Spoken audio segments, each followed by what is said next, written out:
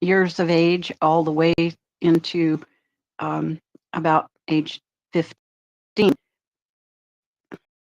I always talk to them as if they knew the answers. I always treated them as adults in training. So what Will was saying, definitely. And I endeavored to never lie to the kids. So yeah, they're they're taking these Ukrainian children who were just wonderful and innocent and training them the same way they train their kids in Russia, in these little junior military.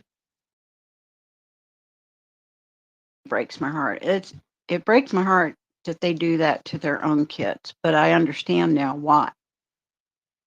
But what they're doing to the Ukrainian kids who they're not killing.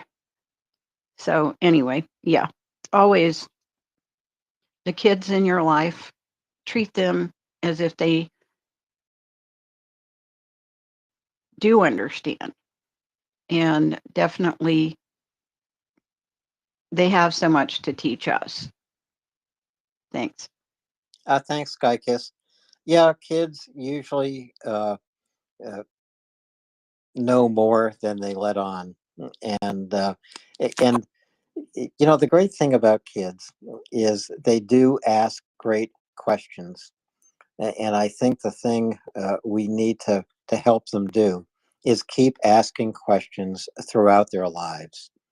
When you stop asking questions, you stop gaining understanding,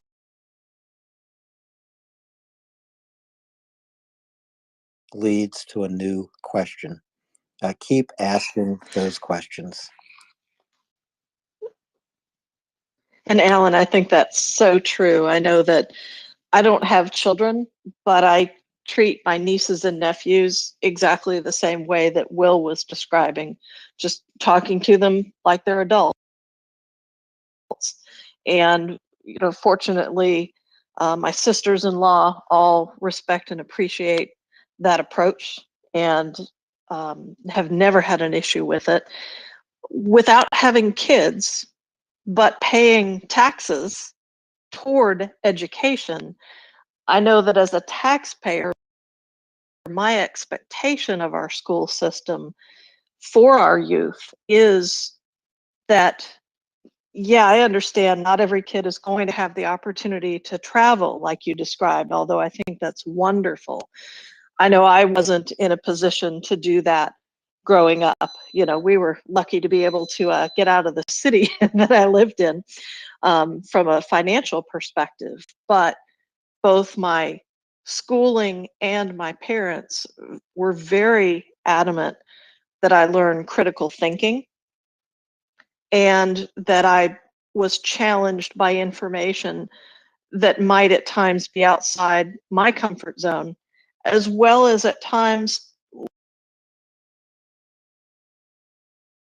focused on the easy, simple parts of education, but on learning the tough stuff as well. And that is what, as a taxpayer, I expect from my school system, because kids that are growing up now are going to be keeping society going for me when I'm too old to represent myself. So, and that's something that I hope that everyone listening who has children looks at it that same way. Don't overprotect and overshelter. It's it's a tough world at times, but if children are presented with that information, they learn how to manage through it and to find the goodness that exists still even in broader horizons than what you start with. And Nancy, this is why I talk to my daughter about the social contract and Social Security. Just how important Social Security you can find out if you take it away from me. But if you keep it intact, you will never have to find out. And someday you too will benefit from Social Security. And talking about comfort zones and questions, you know, um, questions should take us outside our comfort zones. And I also think it's important that we are able to live with certain questions that keep us outside our comfort zones for decades or for the length of our lives, because not every question does have an answer. And those questions that are suspended without an answer are probably the most important questions that you can turn over in your mind. These are the questions that stimulate creativity and art of all kinds, whether it's painting or sculpture or music or poetry or literature. Attack these questions with creativity, and that will help you. That will help you stay alive. I guess that's how I would put it. It will help you stay alive. Well, Nancy, Will, Robin, Elizabeth, Sky Kiss, this has become a very philosophical night tonight.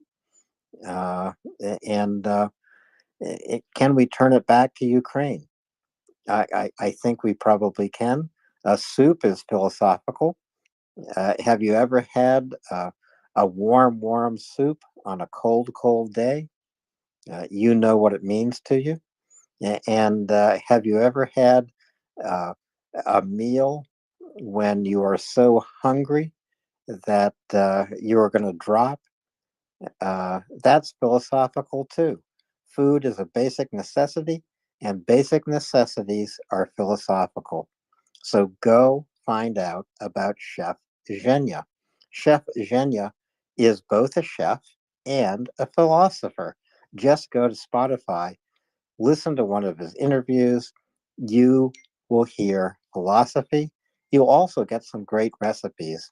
But the most important thing right now is to go to MriyaReport.org, tap on the donate button, and give to help Chef Zhenya uh, cook food every single day, thousands of meals that will go to the front lines.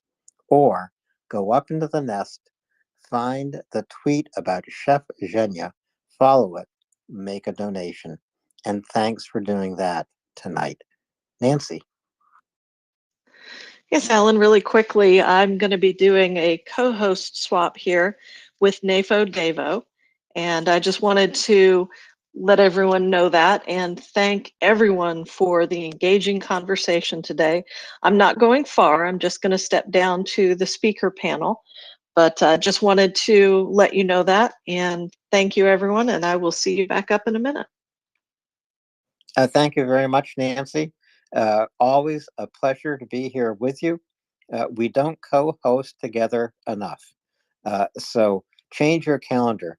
Get up here when I'm here, and tell me when you're going to be co-hosting, and I'll change my calendar too. So it's not all on you, but it's always a pleasure to be here with you. What? And break up the Daryl and Alan show? Don't say it. Oh no, we'll we'll never break up the Daryl and Alan show. Will, when I first discovered MriyaReport, it was Daryl's co-hosting, Daryl's voice, that that really brought me here, and it was just a stroke of luck that Daryl and I ended up as kind of co-hosts together almost permanently in the late North American afternoon. And Daryl, I absolutely love co-hosting with Daryl. I love co-hosting with you. We've done that, and with NAFO Dave, Nancy. Everyone here is fun to be with and supportive, and everyone here is free to have their own style as a co-host. That's the other thing I love about MriyaReport. And that's what makes this place great. We're free to be who we are. Yep. NAFO Dave, welcome. Hello. Excuse me. As I slowly die here. Hello. It's we haven't co-hosted before, have we, Alan? So I do listen to you all the time. No, NAFO, I think we've co-hosted for roughly 10 minutes before. Yeah, that's not really enough time to get to know your co-host, is it? But Well, no. I'm really glad that I get to co-host with you because you're one of the. You were just saying that Daryl's voice brought you into this space. Well, it was your voice that brought me into this space. Well, thank you very much for saying that. I find it hard to believe, especially on a tape recorder, or any recorded space. But thank you very much. Will, and then NAFO and I will figure out where we're going. Will, go ahead. Well, we're sharing origin stories. I'll just make sure that you that I add that to be honest, Anda's voice brought me in, but listening to you and Alan and Daryl every morning is what continually brought me back and got me participating. But yeah, it was Anda Finance and NAFO Dave in the afternoon that listening to Anda's voice is as almost as calming as going on a 1 kilometer swim. I love Anda asking questions from the back of the class. I just love her approach, and her questions are great. And yeah, Anda is one of the great voices here on MriyaReport, and we have so many. Axel, Doman, uh, uh, Heather, Daryl, finance also, an exceptional personality and voice here on MriyaReport. It's possible finance will join us later tonight. Is that true, NAFO Dave? Well, I do not know. I'm certainly hopeful that he will. He's supposed to be here, but we haven't heard from him, so we're not sure. But it's always if he shows up, then the NAFO night shift is officially in session. Yeah. So this is also a great segment. NAFO and finance, almost every day of the week, not Friday nights or Saturday nights, right? Well, I do Tuesday. We're almost always Tuesday and Thursday nights in the U.S. and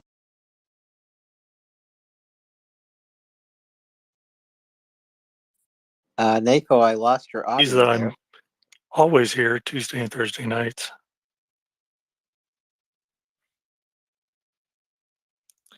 And I'm always here Tuesday and Thursday nights too. Nancy, go ahead. Yeah, I've just I'm hoping that finance is here tonight because I did send him over some agricultural measurements earlier, and I'm hoping he can talk about them. He had some good questions for me about comparisons to like the last normalized year, which would be 2020. And I'm hoping to have an update on that and get back with you guys shortly. That would be great. There is a lot of economic news to cover with finance tonight. The collapse of the ruble, it appears to be accelerating. It can't speed up enough as far as I'm concerned. Nick, go ahead. Well, one thing, like when you're talking about NAPO and so forth. I mean, whenever I'm in a space, I always look for any trolls or whoever might be there. But one thing, when I come to this space, when I see Sky Kiss and Tracy, and you know, it's like I look and it's like I'm following everyone, and they're all following me. It's like this is wonderful. And then when they get up and speak, oh, I actually get to hear their voice and know what they sound like. And Alan, everybody hates what their voice sounds like when it's recorded. This is true. This is true. This has been explained to me, but still, I hate the sound of my own voice. And if I sing, everyone here would hate my voice as much as I do. So, Napo, go ahead.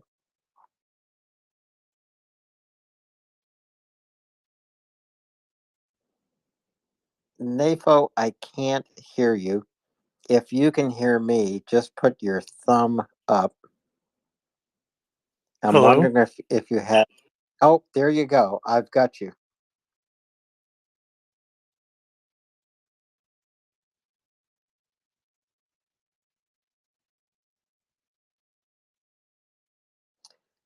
So, Napo, I appear to be having Hello? some. Okay, Hello? I Okay, I'm back, I guess. We hear you. you're back. I got you. Okay, what'd I miss? You didn't miss anything but me saying, "Napo, I can't hear you." That's the only thing you missed, and now I can. But just going back through some of the news of the day, uh, yesterday, today, we learned that Ukraine is once again exporting energy, electricity, to the EU and to Moldova. Why is this important? It means that Ukraine survived a year of Russian assaults on its power infrastructure. And so now, if Ukraine has excess energy and can export it, that is a really good sign. It means that first responders have been able to repair the power infrastructure almost every single day. It means that Ukraine is producing enough electricity for the entire country and has excess to export. And this is after 1,600 missile strikes launched by Russia on Ukraine's power generating infrastructure. Pretty amazing. So that's one really good item today.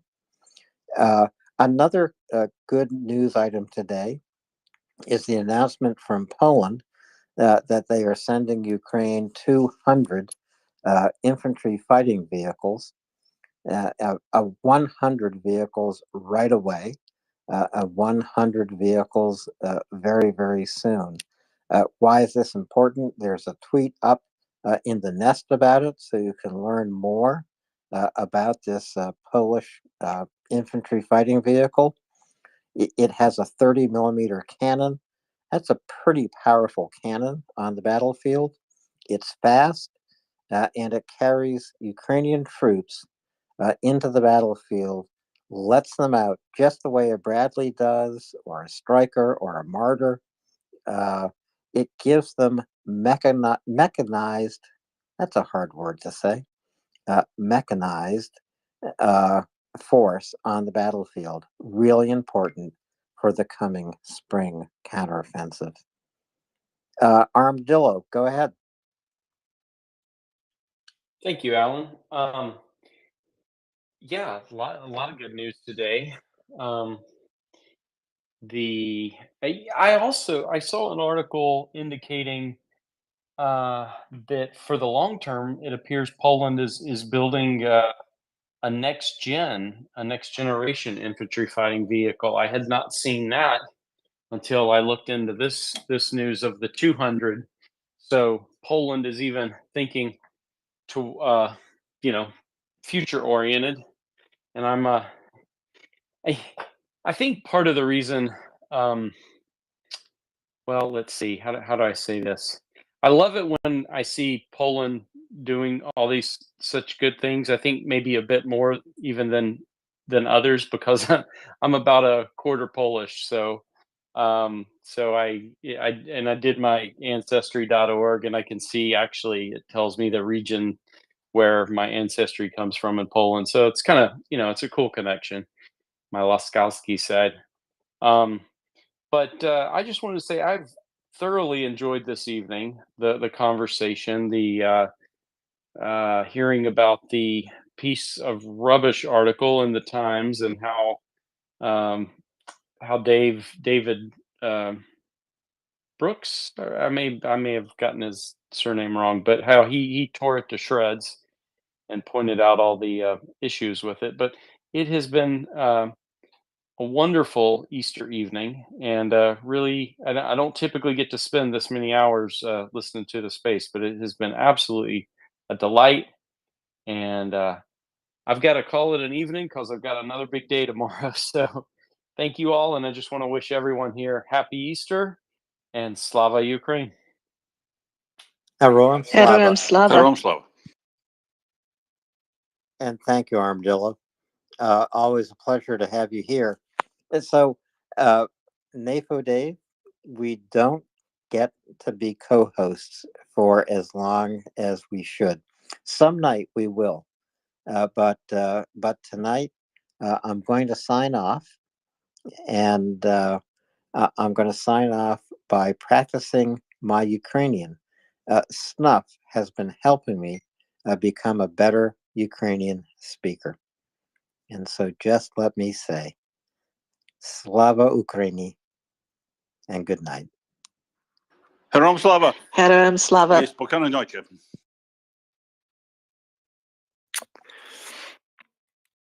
Wow. Heroam Slava. Okay. Good night, NAFO Dave. See you soon.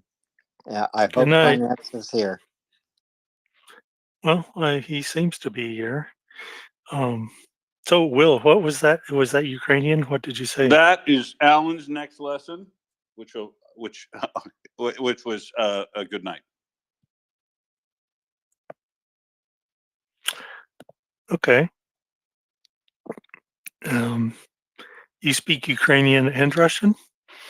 No, I learned Russian, but I'm sneaking in the Ukrainian as we go. There's only room in my head for one language, Dave, and it was German when I was growing up in high school, and then I found that as I was learning Russian, all the slots that were filled with German words got replaced with Russian words, and so now I basically can't speak any German.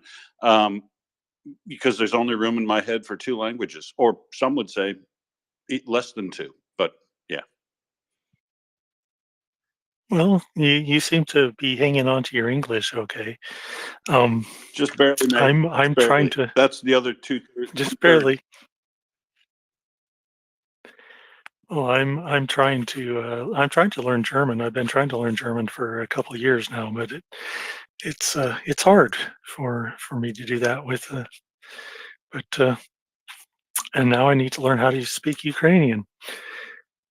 So while we're waiting for finance to come up here, Alan did mention that he hates his voice, and so I've had the opportunity to relearn how terrible my voice sounds, because I'm aside from my hosting duties, I also do some audio and video work for MriyaReport. We are currently in the process of putting up a whole bunch of our interviews with our favorite colonels and generals, Colonel Jeff Fisher, Colonel John Spencer, General Ben Hodges. We also have a lot of Chuck with his bullet points.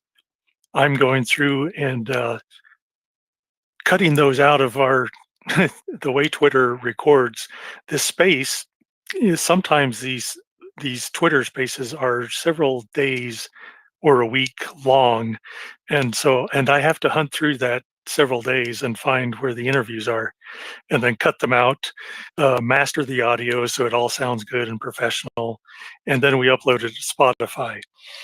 And a few times I've come across my own voice, and I just shudder. But so for those of you that do not know, we have a Spotify channel. You can, I believe it's linked to our MriyaReport.org. Check that daily. I will be getting stuff up there as soon as I can. So we're going to have a lot of new content in the next few weeks. Be sure to check up there. You can see all or listen to all of our real informative and in-depth interviews with people who know what they're talking about. Highly recommended. And we're still waiting for finance, it looks like. He's So, up as co-host. Yeah, I'm here. Oh, he is? Okay, well, he's not on my screen, so maybe I need to recycle now. Yeah, if you can hear me, Alan, you're not Alan, you're Dave. If you can hear me, Dave, I'm please Dave. recycle. Okay, Yeah. recycling. Yeah, you need to recycle like a Russian soldier in Bakhmut. All right. Good evening, everybody. You've reached that hostile finance takeover hour, a special Passover post Sabbath edition. That is currently 10:26 p.m. in U.S. Central Standard Time. That makes it a bright, early, and chipper 6:30 a.m. for our friends in Kyiv. So good morning to our friends in Kyiv and the rest of Eastern Europe who do listen into this podcast, which is often including our favorite Ukrainian drone man, Scruff, with his ever appropriate takes.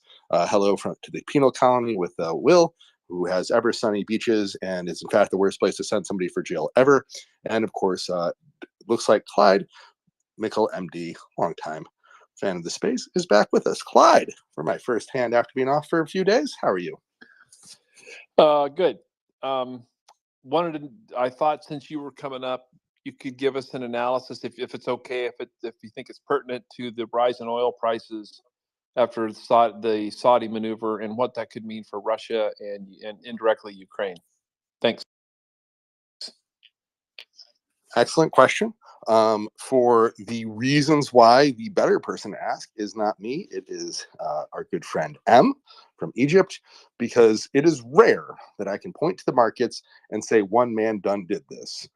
This is that exceptional time. This is literally the exception that proves the rule. We're going to point today's finger at Mohammed bin Salman, who ordered a massive production cut out of Saudi to try and keep the oil prices high. He is not particularly a fan of the current U.S. government.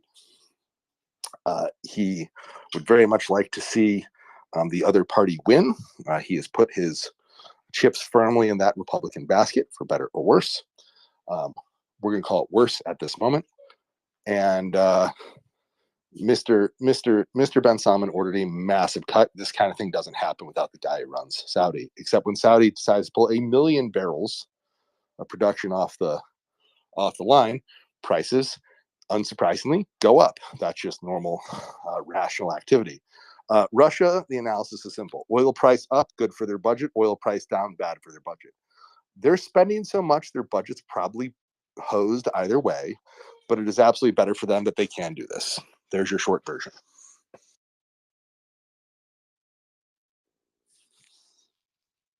Well, that's just great. Well, thanks for that. I was hoping it somehow was going to be temporary, or there would be some compensatory mechanisms or for this or something, but I don't see our current government as responding to this by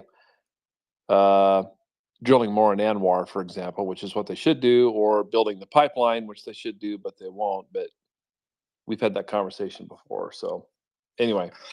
Yeah, right. As you know, my Thanks. basic view on energy policy is all energy all the time. If it's not coal, I'm for it. So drill, baby, drill everywhere. This again is a personal opinion. The energy policy, as far as MriyaReport goes, is screw you, Russia, don't buy from them. I obviously hold that one too. We don't have an official energy policy. My view is I would drill everything that we could drill. So I drill in the Arctic. I drill off the coast. I drill on land. I drill on the sea. I'd sound like Winston Churchill defending England, but include all the places you can drill for oil. That said, that's just me. Speaking of post-passive or special, hi, Robin. Hi, Finance. I just wanted to say Moedim L'Simcha, and it's good to hear you. Good for you that you managed to get back on after this 3-day over here. An hour later than you. Anyway, so take care. Slava Ukraini. Harem Slava. Harem Slava So- and Shua Tov. Benjamin, you're welcome to speak. Please raise your hand. We're going to go to Nick. His hand is raised. We go in order of hands here, or we talk over each other and then no one hears anybody. So, Well, Nick. since I'm a co-host. Oh, Benjamin had his mic unmuted. Hi, Yes. Greetings. Greetings from the East Coast of the United States. I actually served in the International Legion for Territorial Defense of. Yeah, please raise your hand. We will get to you in order. Nick is up next. I'm very serious about we go in order of hands, Benjamin. I'm happy to call you in a moment. Nick O'Dave is my co-host. I can't mute him. Nick, you're up, then Benjamin. And you can let Benjamin go first because I can wait. No problem. All right, yielding the mic. Benjamin, you're up, sir. My sincere apologies. I misheard you. I thought you had addressed for me to speak, so I apologize for lack of decorum there. Yeah, greetings from the East Coast of the United States. A really interesting discussion here this evening, and it's very encouraging to see the polls are really standing up and providing tremendous assistance, having served in the International Legion for Territorial Defense of Ukraine.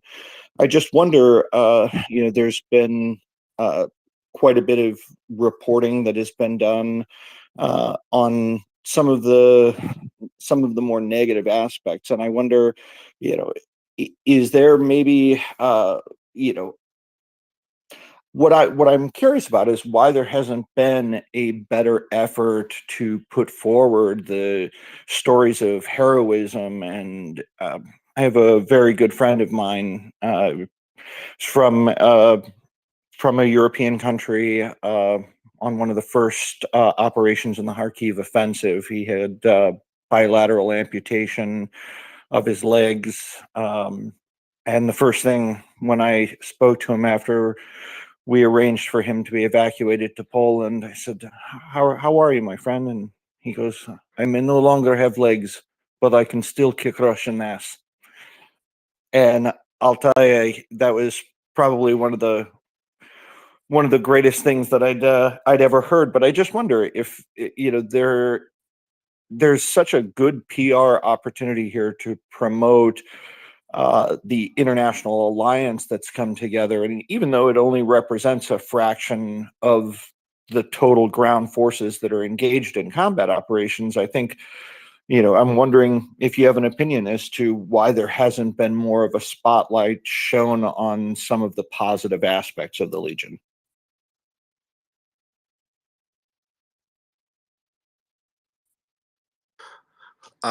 Certainly, I hear what you're saying. I would say we're here 24/7 giving Ukraine news and discussion. We have many stories of heroism on Ukraine.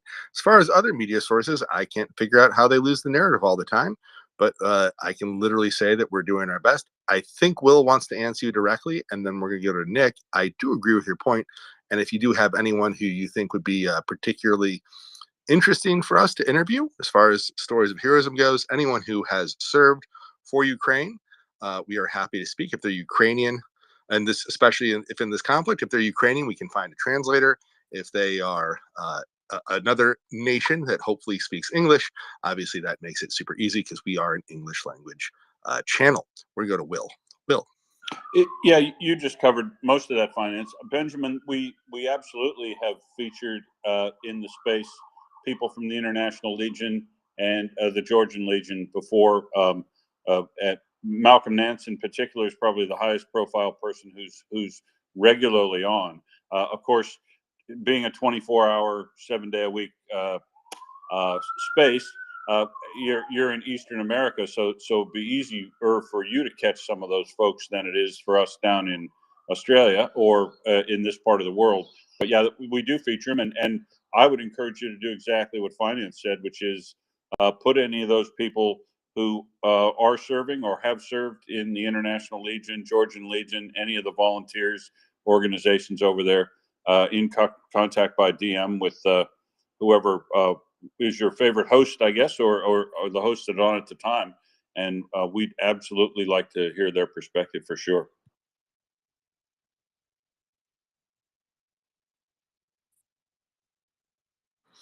Benjamin, any follow up? Good. And again, oh no, I really appreciate that, and yes, I will. I'll send you a couple of people. One comes to mind right away. He was our battalion sergeant major who has been there. I think he got there on day 3 of the conflict. Maybe it was day 4. He was one of the first to join, but there's been a lot of attention that has focused around the spokesperson for the International Legion, Amis Vajik, and some of the sordid issues there. And you mentioned Malcolm Nance. He and I both wrote counterintelligence assessments about this individual. And I actually spoke to the colonel who is now in charge of the office that she works in a couple of weeks ago, because we'd been communicating with SBU, and a member of parliament had formally requested her removal. We even gave them audio tapes of her admitting to blackmailing a member of the general staff, and nothing seems to have come of it. And Malcolm was so concerned about this, he wrote a report very early on. And the most striking thing in that conversation is Fajik's predecessor in that position. Quite a few people had brought up concerns that they thought that he was an active FSB agent, and I mentioned this to the colonel, and through his translator, he interrupted and said, no, he is not FSB. He is Russian Central Intelligence. This we know. End of quote.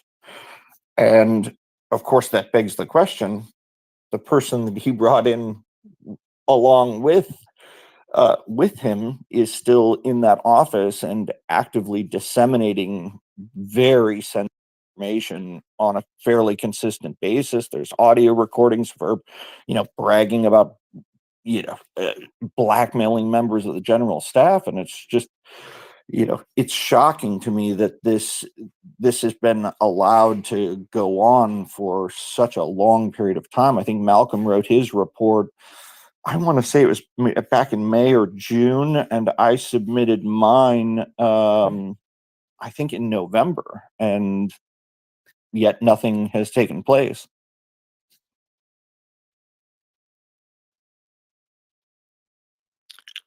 Well, that's kind of disheartening. Maybe, well, I know the Kyiv Independent and Kyiv Post they've covered some things like that. Maybe it's time to have a leak to the press. Well, her exploits were covered in the Australian press, in the UK, I think a couple of other European countries. She was on a reality show where she conned the producers of this show.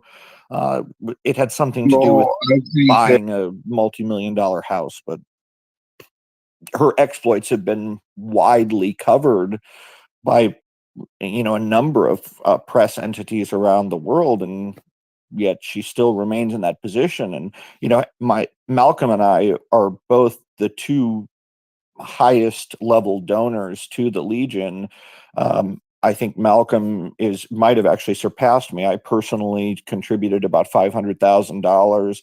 I think he's actually surpassed my contributions, and and this was of my personal money, and we had put together an NGO that we had millions of dollars worth of support that was pledged, and then the story broke that this is the person who's in charge of where the money is going.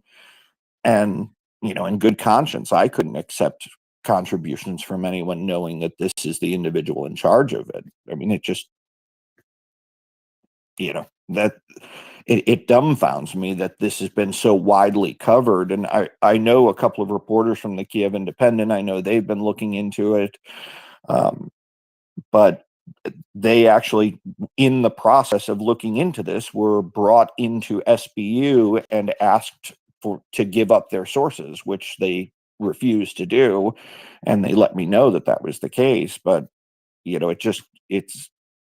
it's disheartening, because I know so many of my friends in the 1st and the 3rd Battalion who are doing great and amazing work, and these are true heroes that sacrificed everything to go and to defend Ukraine and to defend democracy, and there are things that they desperately need. And Malcolm and I were doing the best we could during our time that we were there to get those supplies in. I mean, sometimes things just as simple as, winter clothing, that was a huge one that was like, I remember many a night sleeping in a foxhole, just shattering, bone crushing chill, and I kept thinking about, my God, it's so much colder now, and how, but we can't, with this person in the position that she's in, we can't appropriately fundraise, because we would have to tell our donors, well, this is the person who's in charge of where the distribution of those funds are going to go. So we've kind of back channeled and found other ways to get supplies to the guys. But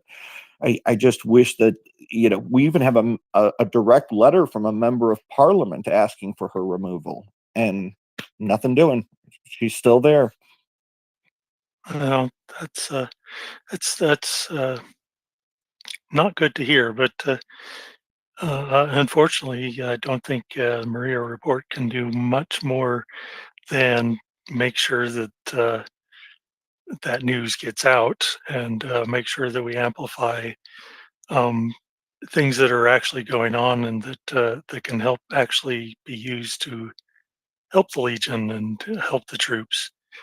So if you said you had some people that you could get us in contact with, that are heroes, that we could amplify their voice, definitely here in this space. Absolutely. I'll happily forward their information along. I'll contact them obviously in advance. They have to get permission from their commanders before speaking in a public forum, but I know this particular broadcast is something that the troops discuss pretty regularly, and it's widely respected. So I don't think that they'd have any trouble getting permission from their command. So I'll forward them directly to you. Yeah, just DM them to me, or finance. Either of us is fine. So thank you for bringing that up. And Nick has been waiting patiently. Go to you, Nick. Well, first I want to tell Benjamin that, you know, learn the power of NATO. And I'll just leave it at that. The pack has great power, and you'd be surprised what we can accomplish together. Because we do have, we are every religion, everything, different sides, whatever. But we have one goal, and that is for Ukraine to win, and for the troops to have what they need, whether it's socks or t-shirts or armor, drones. Somehow the dogs get it done. So that's all I want to say. But on that point, but back to finance. I'm very interested to see what happens when the markets open tomorrow. And I understand Saudi Arabia only looks out for Saudi Arabia. And because they know the U.S. isn't going.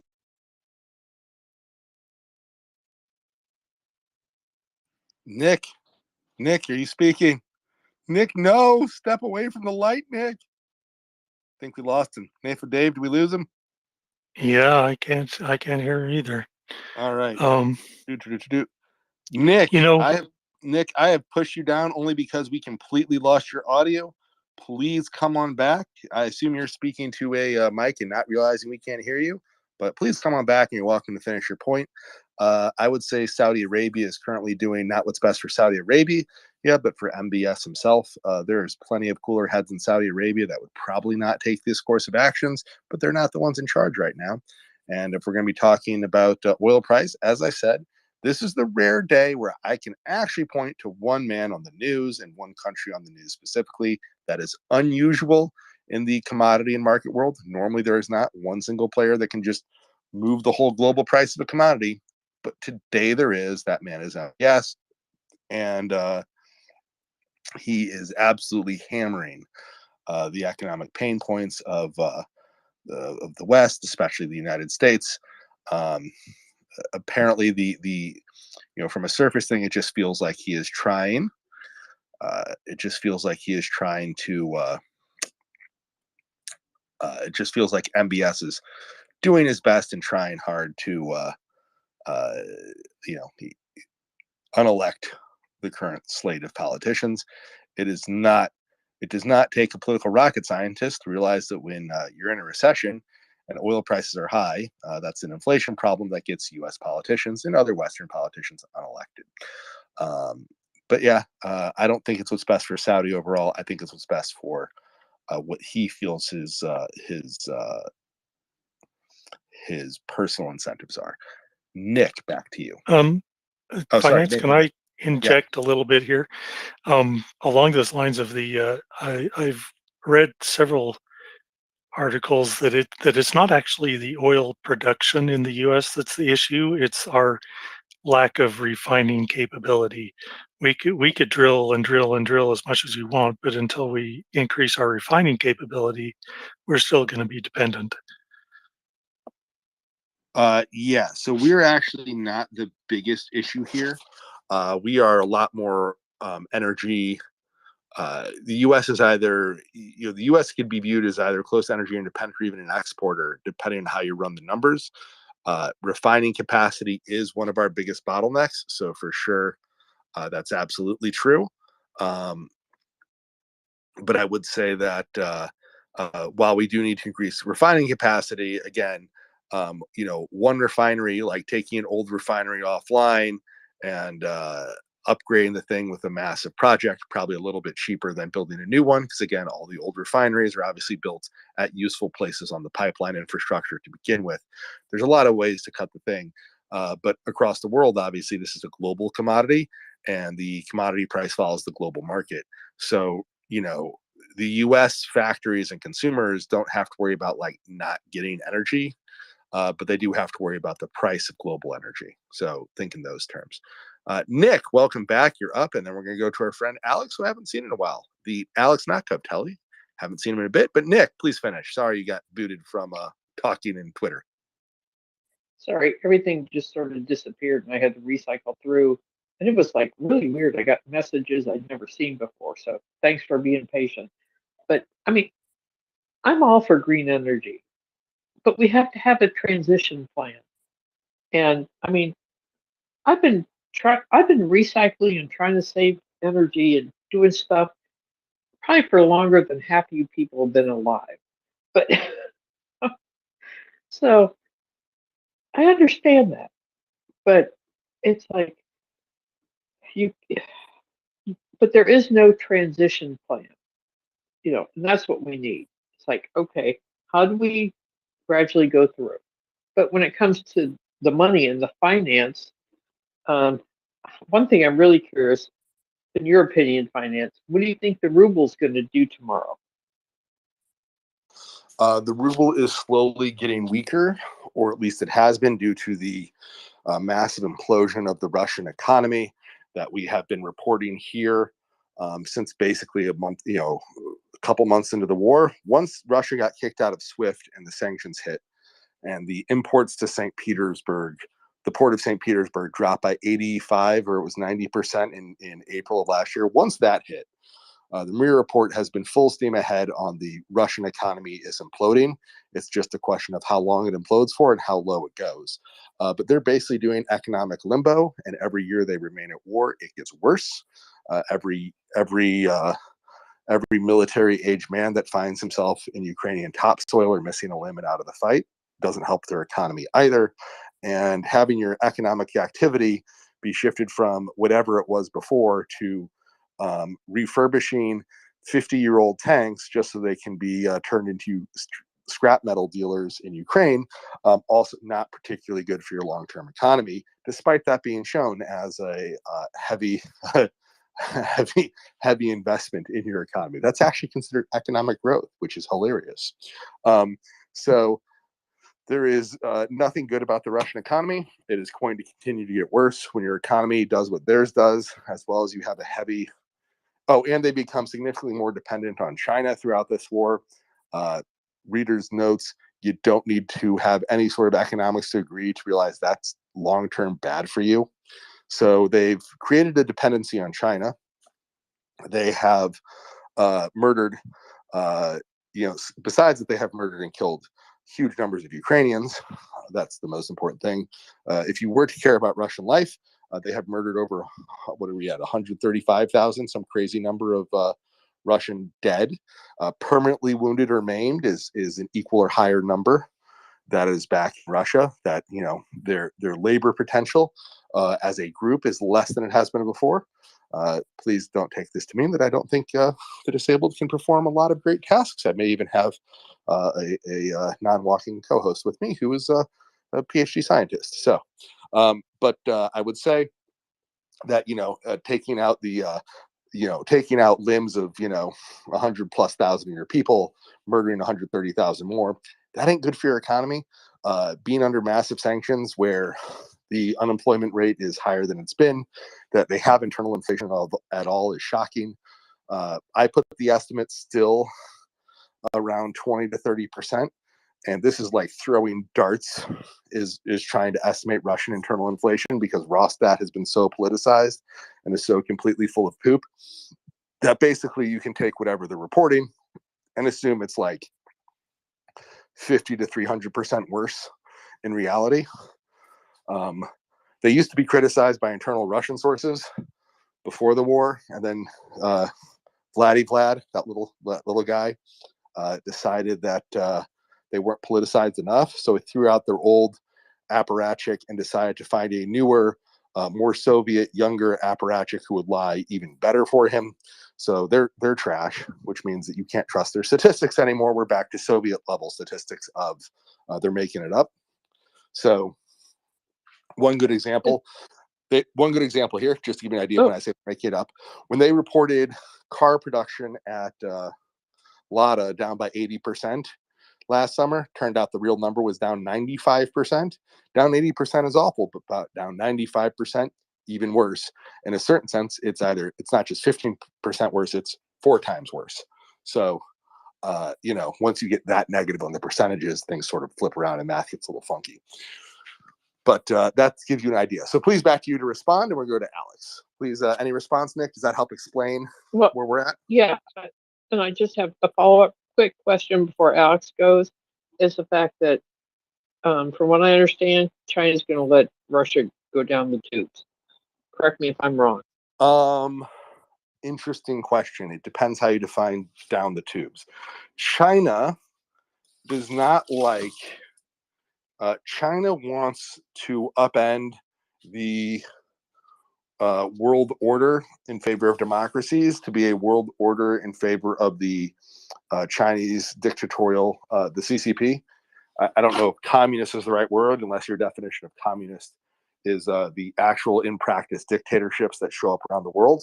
So this is the communism of Joseph Stalin, not anything like those ideological people who say it's never been tried before. They have billionaires that are not government related. So, but the China Communist Party, led by the current dictator Xi, besides believing in internal genocide against Uyghurs and Tibetans, among other Chinese disfavored populations, and all sorts of other terrible horrors that they do to all varieties of their own people. They are not going to hurt themselves, we don't think, to help Russia, right? They're not an ally the way that the U.S. is just going to give money and supplies to Ukraine.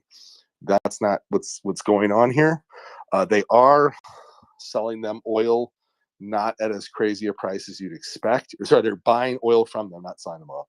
They're buying their oil from Russia at a higher price than market for a while ago.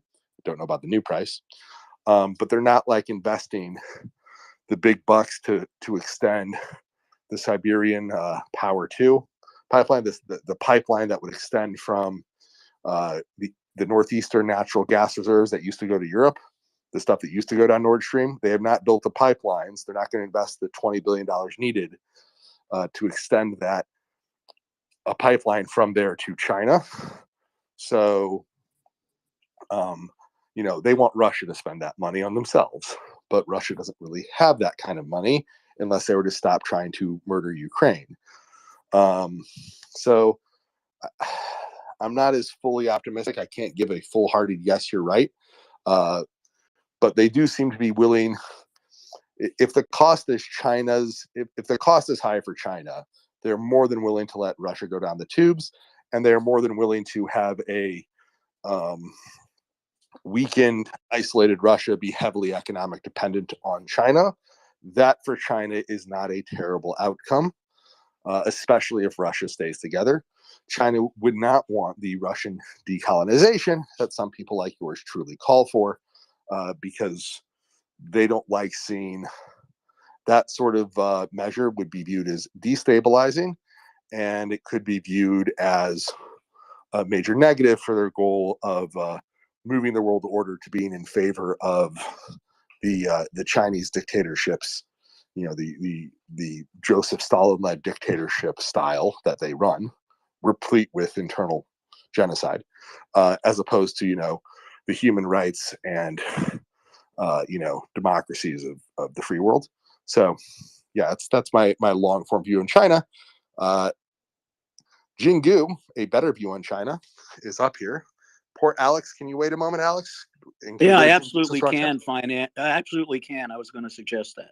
That's fine. Perfect. Thank you for waiting so long, Alex. Jingu, you're up. Okay, so whenever we analyze China, there are a couple of traps we want to avoid. Okay, so many people will start by saying, "Well, China will do this. We'll let Russia down the tube, and China could take advantage of Russia." Maybe that's true, but the starting point is wrong. The starting point is, first of all, do not view China as a unity. Okay, view China as something like Russia, holding different pieces together. Many places that's under China is pretty much like the relationship between Russia and Belarus. Okay, or China or Russia with Kazakhstan.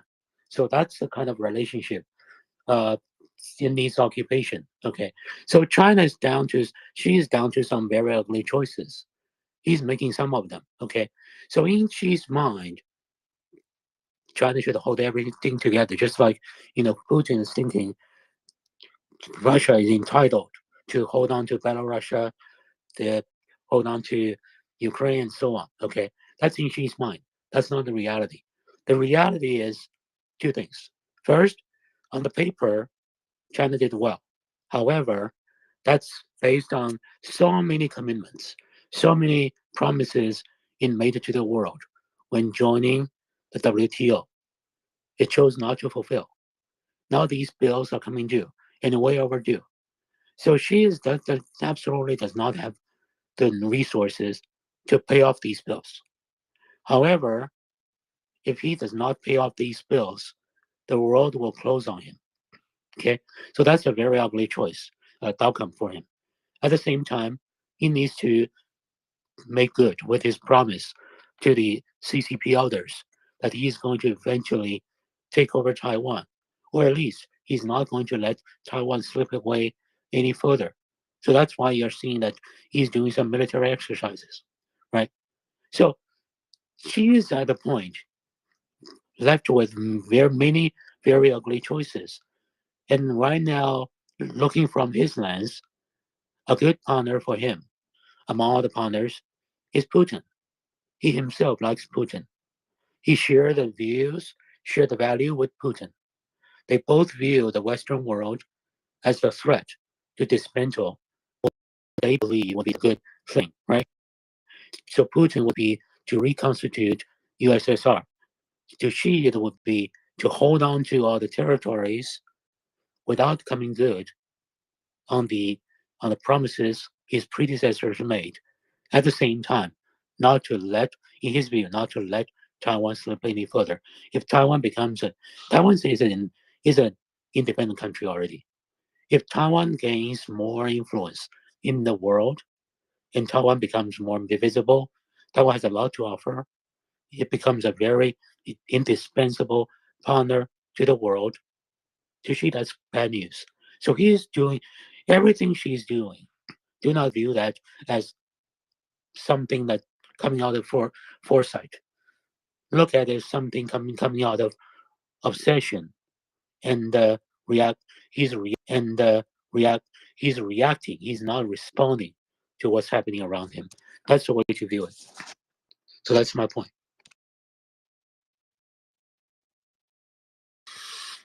Thank you, Jingyu.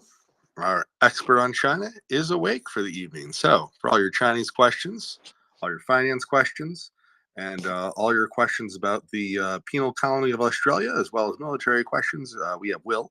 And we're going to go to Alex. Alex.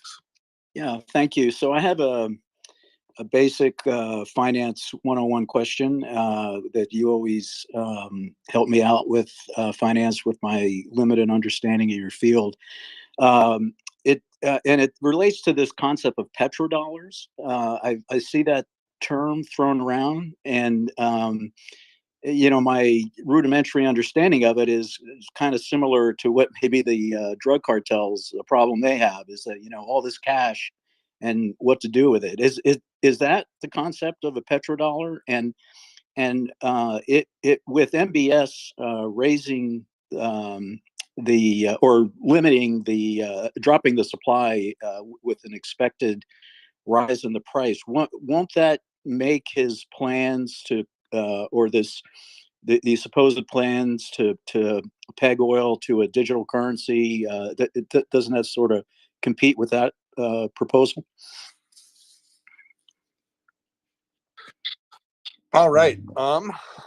So the problem with the whole petrodollar thing is that most of the governments that they keep proposing to use aren't freely traded currency with rule of law, right? When I say rule of law, I'm using this in the ancient, like why America was founded kind of way. If you call that ancient, for gentlemen like Jingyu from foreign nations, we're pretty new still. But and I mean that in the rule of law versus rule of man, right? In the monarchic system or the dictatorship system of Xi and little Vladdy Vlad, it's rule of man, right? Your ability to get a case prosecuted in your favor in the courts has a lot to do with whether your case would appeal to the prejudice of the leaders, or whether you paid the biggest bribe to the judge or to the attorney, etc. In rule of law, it goes based on your actual case. So, people don't like, at the end of the day, especially recently, lots of people have been burned treating either Russia or China as countries that work under the rule of law and not the rule of man, A.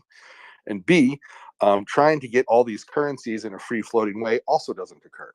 So China is not a freely floating currency. They have heavy-duty currency controls.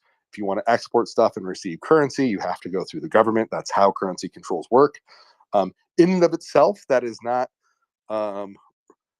does not imply that they're corrupt by itself. But it does lead lots of possibilities for corruption, A. And B, more importantly, it makes it impossible to use your currency as a means of foreign trade broadly speaking, because you don't allow people to freely trade your currency, because that means you have to freely float your currency and let the entire market decide where your currency should be, as opposed to use the power and pejorative of your government to have really tight monetary policy. There's benefits to a non-freely traded currency. Certainly both China and the actually democratic Brazil use those benefits in the early noughties to actually help build their country's balance sheet and stabilize their economics. That said, long term, it makes you want to, if you're not going to develop into a freely floating currency, you can't really replace the dollar or the euro or the yen or even the Swiss franc as currencies that are freely floating and have rule of law, because at the end of the day, you need to hold your value in something, and you need to trade in something that all parties can settle in, right? The reason why so many people do business in dollars and euros is that if I am a oil seller from Africa, we'll say Nigeria, and I am selling my oil to a buyer in India, right? We both can transmit dollars and there's no problems at all. The Indian rupee, I use India as an example because there's obviously 1.3 billion Indians. There's a lot of people there, big economy. And the rupee itself cannot be settled by Indian law outside of India. So if you get Indian rupees in your bank account, unless that bank account has what's called local custody, so it has, your bank has a branch in India, you cannot exchange that somewhere else off the exchange into another currency by Indian law. So, this was even a thing that they wouldn't allow the Moscow exchange during the war recently to change rupees into rubles and back again, because they wanted to retain the requirement for all trades to settle in India. Now, this forces you to come home. India is a country with rule of law, but they are an incredibly they have an incredibly ornate bureaucratic system known as the red tape Raj, and you pair that with the fact that they just aren't a freely traded currency. So all these petrodollar things wind up being the wishes of Russia and China and the other disinfo narratives. That's why you see them pushed heavily on people who are related to Russia and China disinfo sources. I'm sure Jingu will talk about this shortly, but you see people like Zero Hedge, Epoch Times, that's Chinese related disinfo source, and Zero Hedge is related to a Bulgarian guy whose father has former ties to Warsaw Black intelligence agencies, and it's basically Russian. And 10% of what they say is straight Russian propaganda, and the rest is trying to build an audience to lead to that 10%. So this is the propaganda narrative, because they don't like that the U.S. can sanction you, but they also don't want to give up the control it takes to have rule of law and a free floating currency. I'm going to move over to Jingu, who will probably talk about this from a different angle. Jingu. Yeah. So just had to finance actually, we were talking about something, and he was asking a question to me. We worked on some other topics, and he was saying why in China, for example, these things are called smuggling instead of trade. In other place in the world, they probably will be called trade. Okay, but in China, it's called smuggling. Why? Because every time you buy something and sell something, let's say touching a foreign currency, let's just say you go to Southeast Asia, let's say you go to Vietnam, okay, you buy some pork, then you ship it to Canton province and you sell it, right? It's called smuggling because you need a license, okay? Then if you buy and sell the porks without a license, you are making a criminal offense up to capital punishment. I'm not kidding. You can be arrested and executed. Okay. So therefore, in southern China right now, what's going on is that the local people are building up their ships. Okay, their motorboats. Okay, they add like 4 turbo engines on it, so the motorboat can sail speed at a speed of, let's say, close to 100 miles per hour, which is crazy on the water. Why is that? Because they need to run away from the patrolling Chinese police, Chinese Coast Guard patrol, as fast as they can. To do what? To ship their porks they imported, let's say, from Vietnam. or Thailand to other parts of China. Now, why such a system never changes? Well, here's the why. Because if I'm in charge of the coastal patrol in China, right? So let's say finance is right now doing that trade, right? So I now can give finance two choices. The first is, of course, he could buy a license from me, which is going to take maybe many, many years to approve, right? He'll be out of business by that time. Or finance can do something, so I will be occupied with something else. Then he could speed away with his boat full of porks, make his money, right? So when I say finance needs to do something, it's always related to, let's say, how much money finance makes, and maybe make some contribution, regular contribution, to a bank account in Swiss or Cayman Island, which I control. Therefore, I have no desire to make any reform to speed up, let's say, the the the free market, right?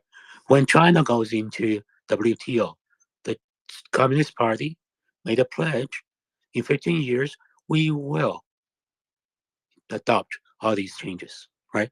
So people like, let's say, finance don't need to speed his boats around just to buy and sell pork from Vietnam. He's not doing anything bad. He just wants to buy pork and sell it to China market because Vietnam has some very high quality pork supplies, and China is a huge market for pork consumption. However, in the last 15 years, nothing that has been done. When Communist China made that pledge to the world, it was knowingly lying. It did not want to make any of these changes. Part of which is because people like me, let's say I'm a communist official, I control that. I disagree with any political change because that would reduce my power. If all of a sudden finance can trade Vietnamese pork freely by himself, he stops making regular contribution to my Cayman Island bank account, I really don't like it. So Uncle Xi better know, President Xi better know, my support to him depends on that. He's going to make life as miserable to finance as possible so I could extract regular income from him. Because he knows if he doesn't, I have all the reason to throw him into the jail, confiscate his boat, or maybe even make him disappear. That power is very important to me. And in my region, there are, like, let's say there are 15 guys like him, and they're my very important source of income. That's why. That's my point.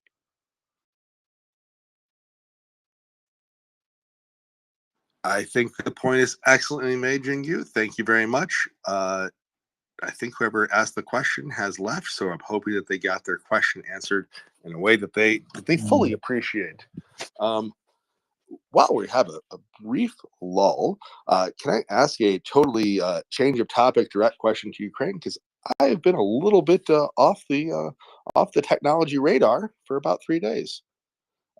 Will, are you with us? Will, thank you. Can I get a really brief, like 5-minute Bakhmut update? Because I have not been around for 3 days. Sure. Okay. So probably only take a couple of minutes, really. The Russian offensive up and down the line from Svatova all the way down through Kherson is all the way around, or down to Avdiivka, I guess, is basically static. As it was when you were there 3 days ago, with the exception of, but the Russians have been pressing on all of the points along that line, still attempting to make attacks of one sort or another up in the Kremen area, still attempting to make attacks across the river from Severodonetsk into the villages down south of that forest there. Still attacking in Donetsk, which I'll get to. Sorry, in Bakhmut, which I'll get to in a second, and still attempting to make assaults to either push their encirclement on Avdiivka or reduce it, but all very ineffective. some interesting, different subject, but some interesting attacks by missile and partisan activity in Melitopol over the last several days, which is interesting. But in Bakhmut particularly, no real progress in trying to close the mitten anymore. They appear to have given up Russia on trying to encircle, and now they're just going to grind it out in through the city, block by block, which is exactly what's happening. And Ukraine slowly, block by block, gives up land, it would appear, by all reports, and continue to have fierce fighting in those city regions, as you'd expect. Disturbingly, Russia has pulled in toward Bakhmut as they've taken up across the river, and they're almost up to the railway line. So it's just slowly shrinking that salient, if you will, but slowly sinking in a way that would appear that it's an organized, slow, grinding pullback from positions as they prove untenable, particularly because Russia has been using TOS-1A thermobaric weapon, multiple launch rocket system in close quarters, essentially, in eastern Bakhmut. And as we've talked about before, it's a particularly nasty weapon when you use it in cities because of it's basically small fuel air bombs that cause a massive fireball and static overpressure. And the static overpressure in the cities is the particularly bad thing, because if you're hiding in basements and concrete structures to try to ambush someone, the static overpressure reaches that room, and just a blast of wave can kill you, or do bizarre, weird damage. Will, is this the thing that is delivered via what is reported as special equipment, and like you get a medal in Ukraine if you kill any of these things? No, Is it that weapon? No, this would be Or classed is as, it air delivered? this would be classed as an MLRS, a multiple launch rocket system. It's just got thermobaric warheads in it, in the end of it. So no, these would just be classed as TOS-1As. But if ever you see an MLRS go up and it has the most spectacular secondaries, you can rest assured that's probably a TOS-1A, because as the ammunition goes up, given that it is fuel air bomb ammunition, it tends to produce spectacular secondaries. But no, just an MLRS. So what they're doing is just grinding their way forward. Nothing worked. They couldn't do encirclement. They haven't done their infiltration. It wasn't successful from the north and south into the back. So they're grinding and grinding away with an infiltration type attack. But if you do watch any of the videos online that are available through Telegram and other places, you'll very fierce fighting. No, I have no indication at all whether or not the loss of life is greater on Ukraine or Russia's side.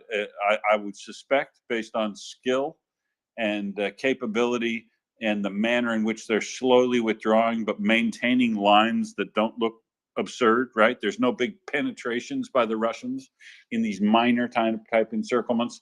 So the lines that you can see on the maps that are available from War Mapper or Chuck or any of the other people suggest this is like a slow deflation of a balloon back to a straight line around Bakhmut, which will result in, of course, them taking the city, which will mean exactly nothing strategically, because you've now got to leave that city, which is destroyed and has no services available for you to support your army. And you've got to attack from a destroyed city up hills to the next fighting positions of the Ukrainian army, which have been in place for approximately 8 years. So I'm reckon they're not gonna. So that's why it's not really a strategic victory here, as would Avdiivka, right, be, because Avdiivka is a place where there are 4 or 5 railroads that come in from different places, and that's a junction for that, and highways, whereas as Chuck's explained multiple times, this is just a T essentially in two highways, and holding one of those doesn't give you any benefit in relation to holding the other one, as it would in a strategic location. So terrain's not good. So grinding it out in Bakhmut, I guess, is I would call it. The numbers would suggest that the activity is reduced everywhere, but the numbers would suggest that the Ukrainian forces are continuing to be able to interdict concentrations of armaments, men, and equipment in a way that's degrading the Russian capabilities, and slowing rate of death would mean that they're either only concentrating heavily on Bakhmut and only doing these little smaller attempts and probes up and down the rest of the line, or it might just mean they don't have the steady flow of bodies at the current time, and they're awaiting more Mobics to be able to really get those numbers up over 1,000. I mean, honestly, I hate to talk about it that way, that glibly, but it's honestly, it's like a pipeline of humans being fed to the front that get treated like a raw material rather than a living human beings. And then I have a big question for you on finance after a while, after you get back to it. No, thank you. I wanted a personal Bakhmut update because all I can get on mainstream sources is both countries still have men fighting in the city of Bakhmut. What? Oh, one more. And and also we have Jingu here to merge the finance and Bakhmut discussions. Do we have any new reporting or comments on the extensive amount of Chinese commercial grade thermal drones that the Russians seem to have? Okay, I don't have any of that on that. It would be an interesting discussion with Jingdu on the method and way we could identify what the volume of that is and how to reduce it out of DGI. But the one other point I wanted to make on Bakhmut to you is that in order to get this final win, it also appears that Russia is trading out Wagner forces for VDV and the remaining of their high quality elite troops.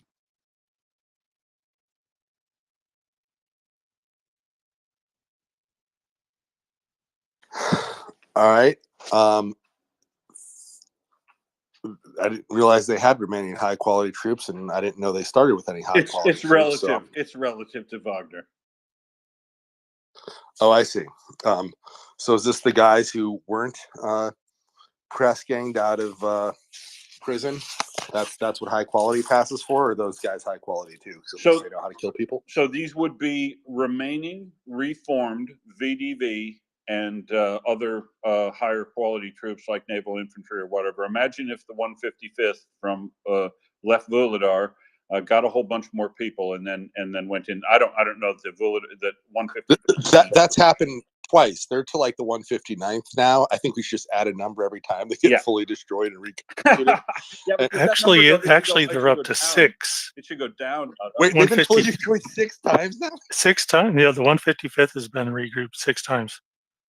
All right. So sorry, they're now the 161st by my account. But there would be veterans left, right? There would be veterans left, and how many? Oh, so up to maybe 10-15%.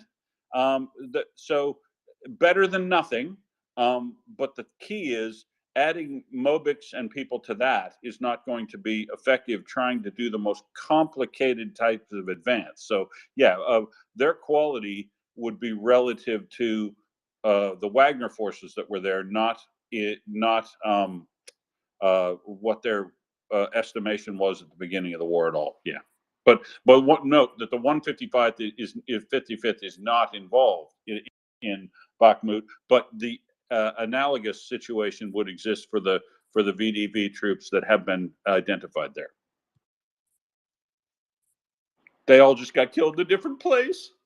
So and also to add on to this, the 10 or 15% that are quote unquote veterans, the only reason they're alive is because they hang back and they stay at the back. The officers that stay back and shoot their own soldiers who are retreating, those are the ones that are surviving. It's not the ones that are actually doing fighting. It's the ones that are not doing the fightings. That's true. That's true. Although there are lucky bastards, NAFO Dave. I'm a pretty lucky bastard.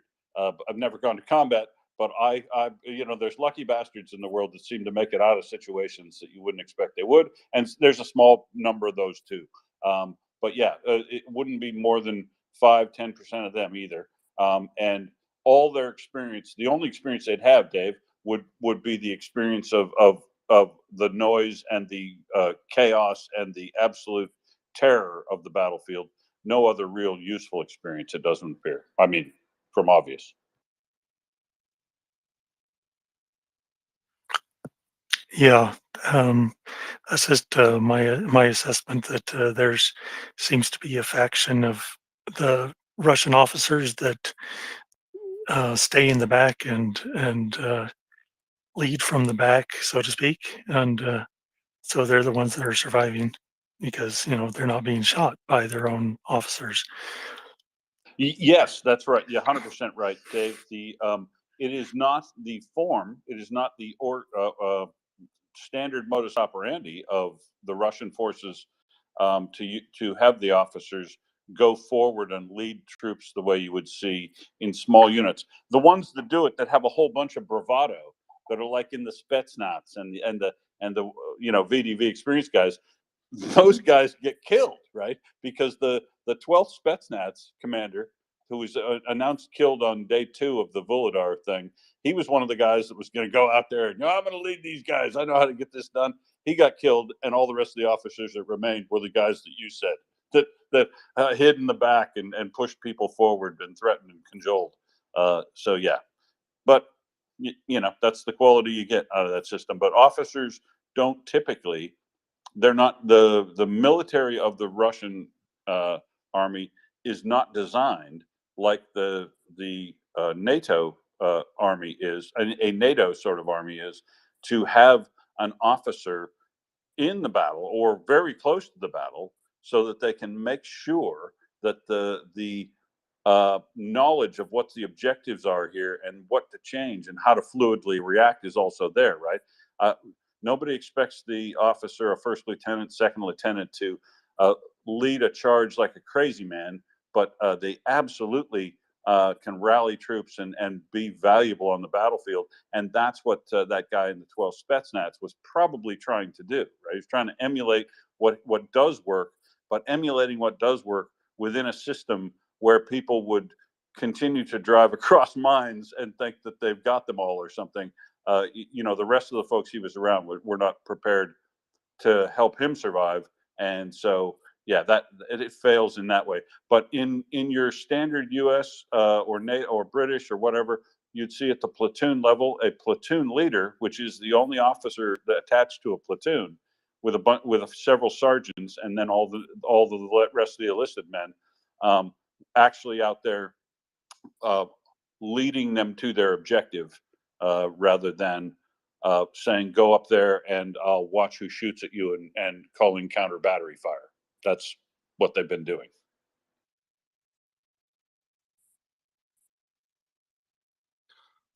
Thank you, Will. Yeah. Nancy also wants to speak on this, and she's been waiting very patiently. So we're going to go over to Nancy. Yeah, just real quick. I think that the best visual that I heard over the last day or so regarding the situation in Bakhmut is that basically Mockers noted that we've seen Russia declare successes at one point in villages, then in streets, then in buildings, and she's waiting for when they say they seized the bathroom. So that's kind of how their progress has been, and probably why, if you're away from the space for a few days, it's really hard to visualize just what Ruski's doing. Yeah.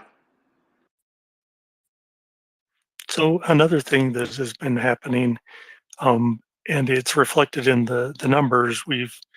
There's lower, the numbers are down around 500 or so for the past couple days.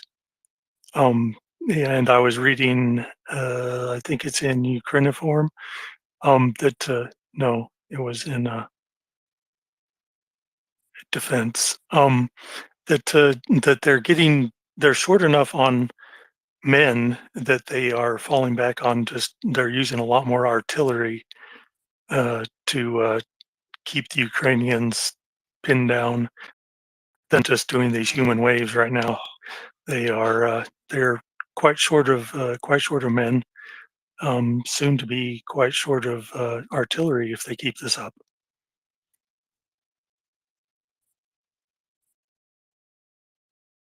I agree. I agree. And they're probably also sequestering a bit of artillery to be able to defend against a coming attack that they would expect.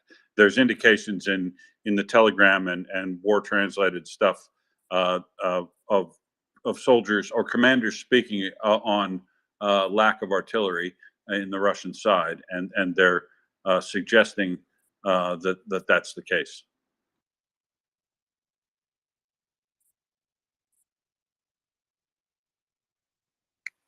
Yes. So does that give you your Bakhmut fix finance? That I definitely feel significantly updated. But was there a question there for me that I missed? Nope. Oh no, I've been saving it. However, Well, you've got a now's a question, good Will? time. Spend that question, baby. Let's hear it. Okay. The question I've got is, you would have seen it reported over the last several days that the illegal trade in exchange for the ruble in markets and things like that around the country that I'm very familiar with has expanded, and the spread, the cost of the euro. Or sorry, the ruble cost for euros and dollars in the informal market has skyrocketed over the last several days.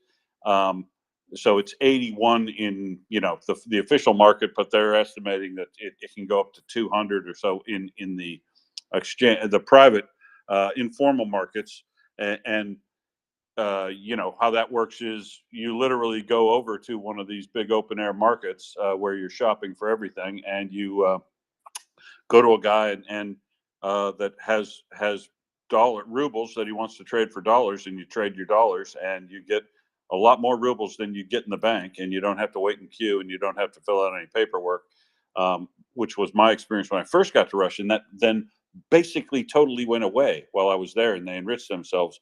But that is back, and apparently it's back with a absolute vengeance.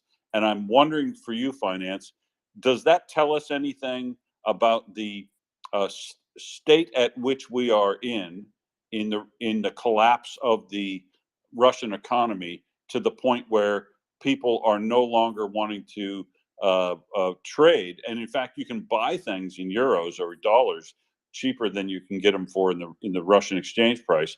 Isn't that it's a sign of collapse, I believe? And I want to know if from previous history, does this tell us where we're kind of at in the rate of the Soviet collapse, and in the rate of the Russian economy collapse, and when we might see things start to fall apart? All right. So you just asked a statement I get asked a lot, which is when we might see things that fall apart. We are seeing things fall apart right now. We have been seeing things fall apart since last summer, when their main battle tank factory went completely dark for like 2 to 4 months straight. Now it's only back up and running, but refurbing, tanks older than I am with commercial grade optics from China, just so that they can actually see some stuff and move and possibly shoot all at the same time for one tank. I know it's a new wild philosophy the Russians have, that if they're going to actually deliver a tank to the front, that probably should both drive, shoot, and see. This is not something they bothered doing early in the war, so don't say they haven't learned anything. They've learned a little. But that said, And that's the best you can pull off. And you're a fully wartime economy, which they are by all major metrics. This is a war footing economy, right? 30+% of all economic activity, more or less, is now related to what we call the genocidal invasion of Ukraine, and they call special military operation, or you might otherwise call it the Russian Lend-Lease program for Ukrainian armament. So, when that's the best you can do, when your auto production was down 80+% last year, when retail auto sales are down 60+%, 66%, I believe the numbers last year, and they will be continuing to fall this year. When your domestic production is down even in that, and you're only being held up by Chinese auto imports, and those are significantly more expensive inside Russia than outside. They have been collapsing. They're showing themselves collapse. When people say economic collapse, it's hard to understand what's being meant, right? Like, turning from a country that has streets, roads, cars, a few modern looking cities, a bunch of poor, less modern looking cities, if you go away from the main streets at all, where tons of people don't actually have running water and electrification of their homes. But going from there to looking like, I don't know, the Wagner homeland of the Central African Republic, which has 2 stoplights that don't work in the whole country, and who is only under control of the central government because of Wagner mercenaries murdering everyone in the central government's path for them in exchange for control over mines to pay off Prigozhin and his buds. To go from where they are now to one of the poorest nations in the world, that's a long, long way down. I would say that the economic damage we're talking about in a little over a year since the war started is well past anything of the Great Recession. I'd even accept Great Depression arguments in a year, but this is Russia. They don't care about their people, and it's only getting worse. So, their economy is already hosed. That nobody wants to trade the ruble makes sense. Actually trying to figure out a real price for the ruble is itself interesting, because while it is traded freely still outside of Russia, like, as far as I know, you are still able to call your banker if you're a hedge fund and you hold rubles and sell them to your banker. I don't know if he'll let you short them, but he might. I'm not sure where the interbank currency trade is in the SWIFT system on rubles, but for a long time, like, if you held them, your banker would buy them from you because the ruble itself isn't sanctioned. Russia is sanctioned. So, but part of the problem is, this is one of those places where the mechanics of how things work. But Slovakia oppression is extreme, and the only way you can get foreign currency in is by smuggling it at no small risk to your questionably worthwhile Russian life from Georgia or Kazakhstan or somewhere in duffel bags past however many Slovakia outposts that you have to pay off. If that's the only way you can have foreign currency, then yeah, the rate's going to be 150 rubles to the dollar. And you have a lot of international people who don't want to trade it, because what in the world can you do with a ruble when most people don't want it, given just how sanctioned Russia is, right? We're not in a world where you can go take your rubles and buy the stuff people used to buy from Russia, like oil, gas, and other products. So think about it in those terms. Is that a decent answer?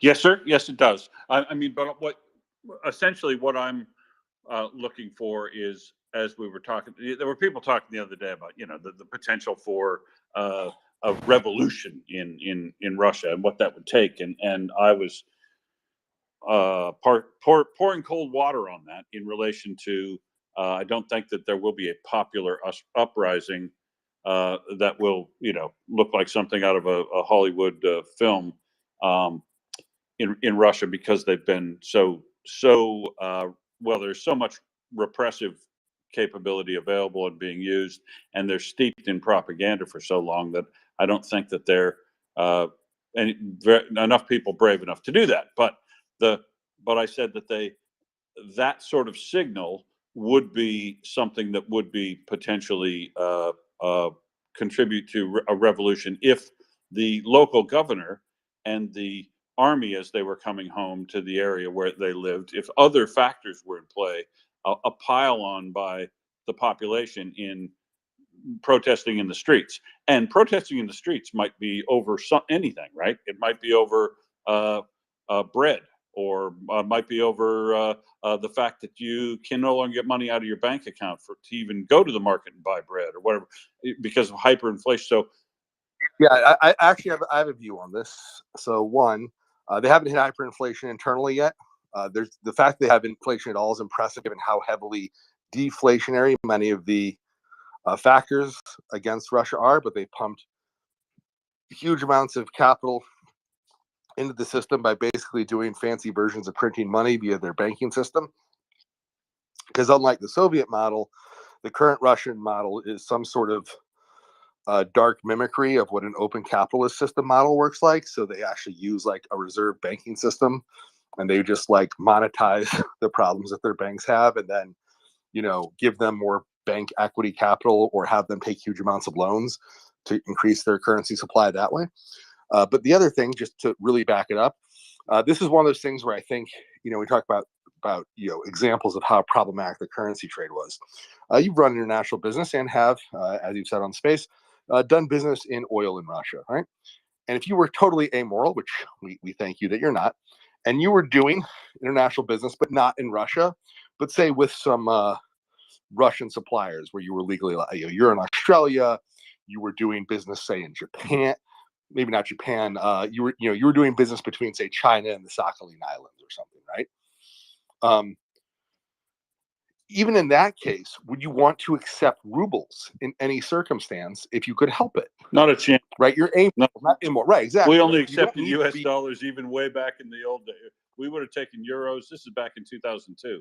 We didn't. We only took U.S. dollars at that time due to the change in the exchange rate back and forth. So anything like today, you're absolutely right. Nobody's going to take a reserve anything other than a proper reserve currency. Right, exactly. Right. So it's one of those situations where the level of sanctions paired with all of the just sheer frictions, being the economic term, right? The sheer difficulty of working with the ruble in the first place means that, you know, yes, we have a traded idea of what the value is versus the dollar, but even that doesn't quite have the meaning it normally would, because what the hell can you do with a ruble right now? Right? At least back in 2002, if you got paid in rubles, it wasn't that hard to turn the rubles into something else and get what you might want. But getting paid in rubles while working with a company in Russia, that becomes real difficult to get that back into dollars or euros, or yen, or something that, if you're somewhere in the world where people actually want currencies that can buy stuff and aren't in Russia, right? So no one really wants the ruble right now. That's actually a big problem with the Indian-Russian trade, that India doesn't want rubles and Russia doesn't want rupees. So neither of them wants the other's currency. So yeah, they have a bilateral agreement that they can technically trade currency. But the problem is, while India keeps buying Russian oil in rupees, Russia doesn't want the rupees, and India won't let them exchange on their thing. So because India just they're like, we're not changing anything to work with you, really. We're willing to buy it in our own currency. That's as far as they went. But nobody wants the other's currency. To be fair, no offense to our Indian friends here, I don't want the rupee either, just because of all the regulations and controls around it. There is rule of law there, but it's not a free floating currency, right? So not even the Indians who are willing to trade with Russia have not sanctioned Russia. No Indian sanction on Russia, right? Even they don't want the ruble. Like, nope, not doing it. We don't want to make it easier. We don't want rubles. So, even the guys who are like okay trading with Russia aren't okay owning rubles. So that's where I get to as far as their direct currency issues. Yes, I do expect the price to slowly move its way weaker. With this big move in oil prices, the ruble might strengthen for a bit. Unfortunately, I think that the recessionary forces will probably be bringing the oil price back down. And I really hope that somebody can maybe get through MBS's head and give him something he wants to fire up those wells again in Saudi. And Ming the Merciless has been waiting a super long time. Ming the fella, haven't seen you in a bit. How are you this evening? I'm Mel. Happy Easter to everyone who celebrates Easter. No, thanks, Finance. It was just to add to what Will was saying there. Will, I don't know when you were in Russia, but I was there through the 98 financial crisis. And at the consumer level, the other thing, it's interesting that you note the return of a full-scale return of the black ruble black market. The other thing to watch for, because the shops aren't actually allowed to price stuff in US dollars, is they basically started pricing stuff in something they call the OE, the currency unit. So everything in the shops will have a price on it, which was how many OEs it would cost you. And then at the checkout, there was an exchange rate for the OE to the ruble. And everybody knew that the OE was basically the US dollar. They just weren't allowed to say it. So if that returns, then we know that they're back in a hyperinflationary kind of scenario again. So I was there just after that, Ming. I arrived in 2002, and I left my long-term assignment there in 2008, and then traveled back and forth till 2016. But I'm not sure that OE thing can return, because while I was there, and Russia basically got rid of the black market trade because the ruble strengthened so much. With all of our Western help in helping provide their economy, they then passed very regressive laws in relation to advertising and paying for things. You only, once the ruble strengthened, they required you to pay people in rubles. They required, or at least part of their salary. They required all shops to denominate things only in rubles. And everybody was sort of proud and keen to do so, because as you identify, it wasn't a problem then, right? But now, as it's returned, it'll return to the bad old days where they have to have this fake exchange rate put on there, because they're not allowed to denominate in any other currency. But they'll want to give people indication on what costs. And the other thing that will return is that you may remember during the Alpha Bank collapse and all that sort of stuff, is there was actually shops that you could, or little dark shops that you could go to, that would only take US dollars or euros or some other hard currency. And boy, if we see that, that's, I need another signal. I guess what all this points to me is Finance. Anybody who says our sanctions aren't working, just show them this. You're back to not even being able to use Russian currency in Russia.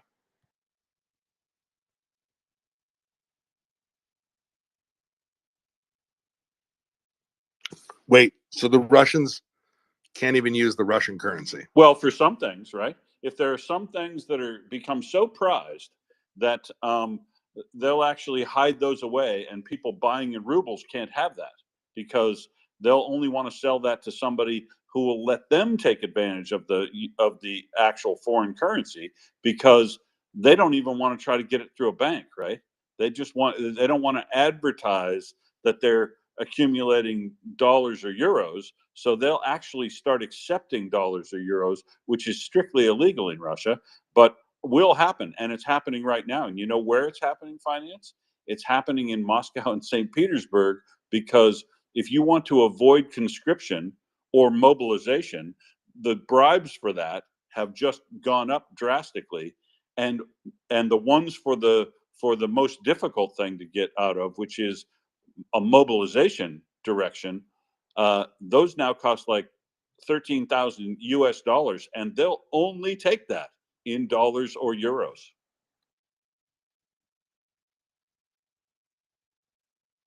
So for the low price of 13,000 US dollars, you two can be demobilized or die in Ukraine. Those are the choices right now. Well, yeah, right. You can get demobilized one way by coming home in a bag, or demobilized by paying your bribe to get out of it. But I mean, isn't this? It's just poetic justice, really, isn't it? That this kind of thing happens in Russia because everything's it's such a criminal uh, organization, sort of society. It is. A bit Schadenfreude to notice that one of the symptoms of that is black market trade in their currency, because their currency's now so devalued inside the country that there's some things you can't buy with rubles, even in Russia. Which apparently includes not getting your rear handed to you, quite literally, by the Ukrainian armed forces. If you want to buy your way out of certain death, it's the devil or U.S. dollars, finance. No euros? All right, the devil also takes euros. No, you honestly, but that's where we're at. You know, you'd have to make a deal with the devil, or have a reserve grade currency to pay that bribe. That's fascinating. We're going to go over to Nancy. And just the friendly reminder that if you are a poor Russian and can't afford that bribe and find yourself in Ukraine, the I Want to Live hotline is still fully functional and available, and the Ukrainians have noticed a significant increase in the calls to that line. I don't have those metrics in front of me, but just wanted to pass that on. So tell all your friends who know friends who know friends who are foolish enough to still be in Russia. I do have those numbers at hand. The numbers at hand. Wonderful. The numbers at hand that for people applying for, and that is a superb, fantastic segue, Nancy. Love your work. If you do end up in that situation and you're looking in the numbers for people applying for that I Want to Live phone line were running at about 1,500 a month. They had applications and contacts with people who they gave information to, some of which probably did end up surrendering. But those numbers, which are running somewhere around 1,500 a month in the end of last year, have jumped to 3,000 a month in the months of February and March.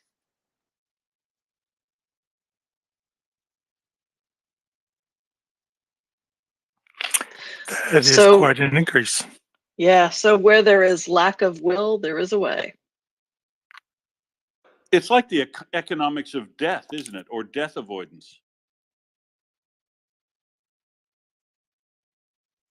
You know, that's even more expensive than a plane ticket out of Russia when it got announced they were doing the first mobilization. So these are people who chose not to leave Russia and are able to pay a higher price to continue to stay in Russia doing corrupt business, instead of actually paying the less high price to leave, and they can afford it. So as far as doing a deal with the devil goes, these are people who are so far down that rabbit hole. I don't know when they started, but it was long, long ago. And I'm going with it, something inside them. I'm reminded of the famous line of the firm where the highly corrupt partner says, "I don't know what they did to me, but whatever they did it long ago."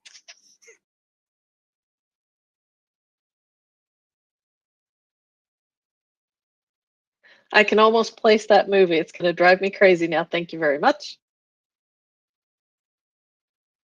Gene Hackman said that line. Correct. Gene And- Hackman, Tom Cruise. It's a book by John Grisham. It was made in '92, I want to say. Yep, that's the one. I can't think of the name. The Firm. I said the name. Ah, yes. I have got you covered for random cultural quotes that I make.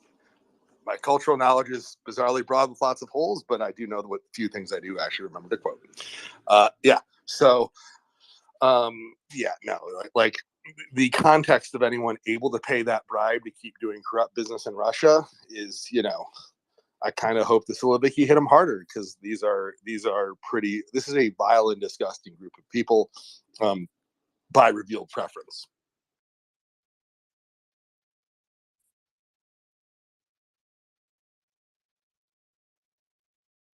So, finance, can we ask Jean Gu while he's still here about the DJI drone situation a bit more and what we might. Yes, I would love to ask Jingyu about this drone situation. Jingyu, can you answer some questions about drone situation?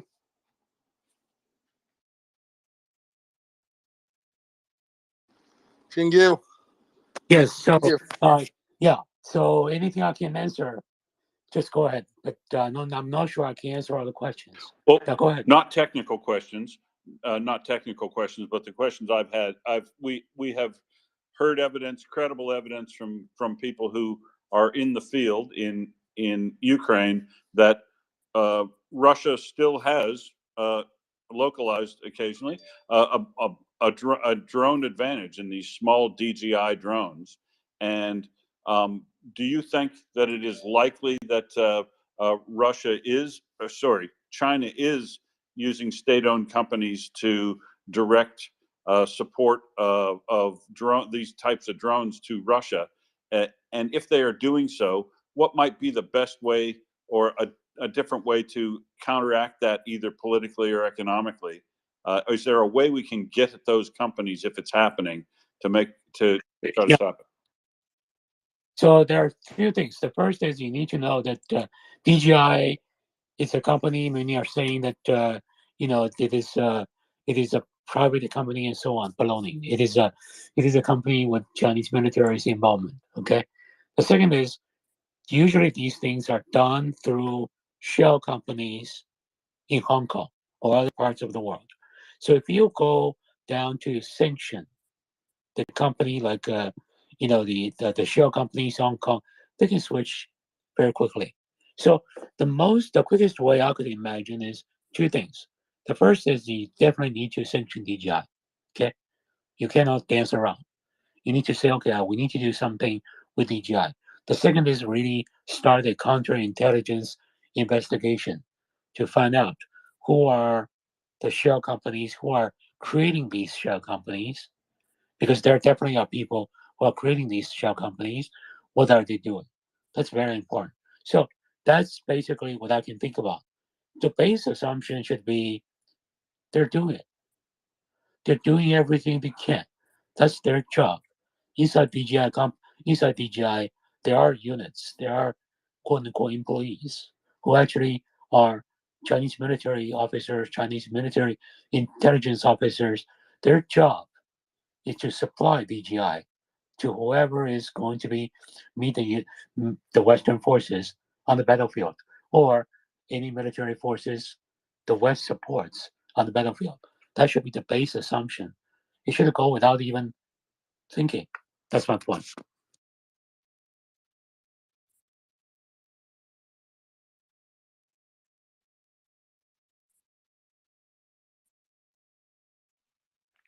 Mm, thank you. Does that answer your question, Will? Yeah, I mean, it does. Essentially, there's no new good way to do it. Just make sure if with counterintelligence we can identify where those companies are acting out of, and how those jurisdictions work to try to stamp this out with secondary sanctions. But it's more, yeah. So it's a game of whack-a-mole and investigation, national intelligence sorts of investigation to see where to trace it.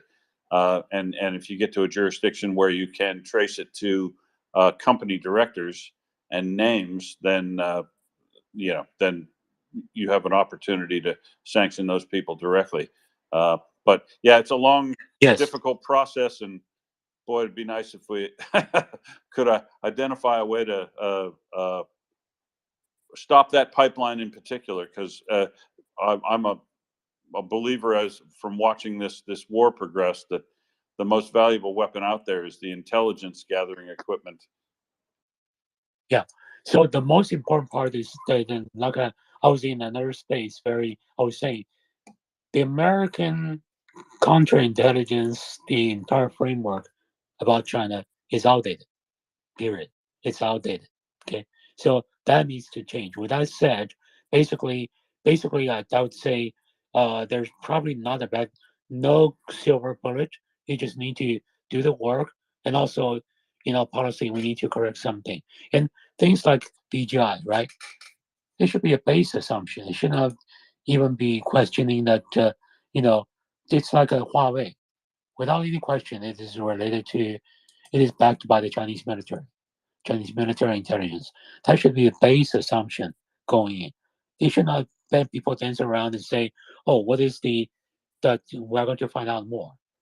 You won't change that conclusion. What you find out more is, okay, it is part of the military intelligence or it's a military intelligence. What else we do not know they're doing? It's not going to change your conclusion whether it's intelligence or not. That's my point.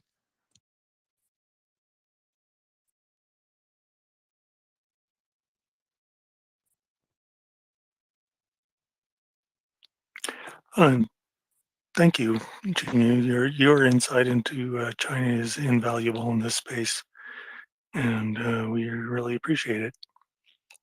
Along these lines, I was just reading in the Defense One that the Treasury Department is launching a new campaign to halt Russian smuggling and sanctions evasions.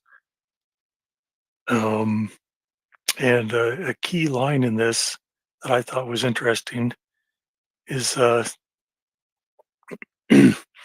they said that while this this illegal activity is ongoing, it's not as covert as Russia thinks it is. The Treasury official said, and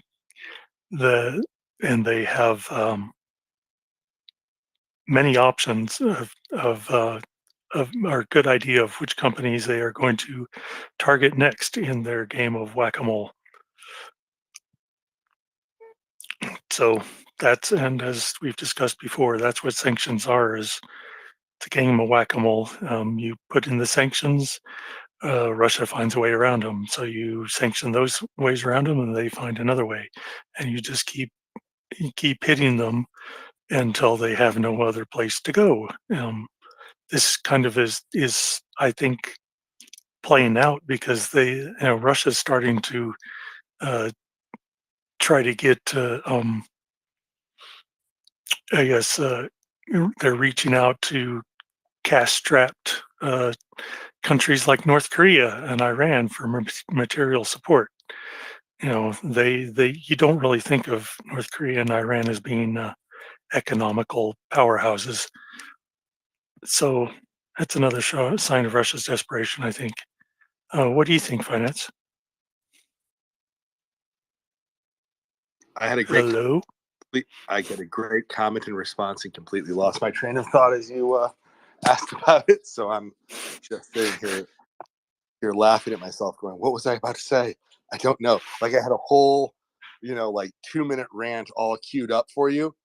Now I got nothing. So if you ask the question again, and hopefully it triggers my memory.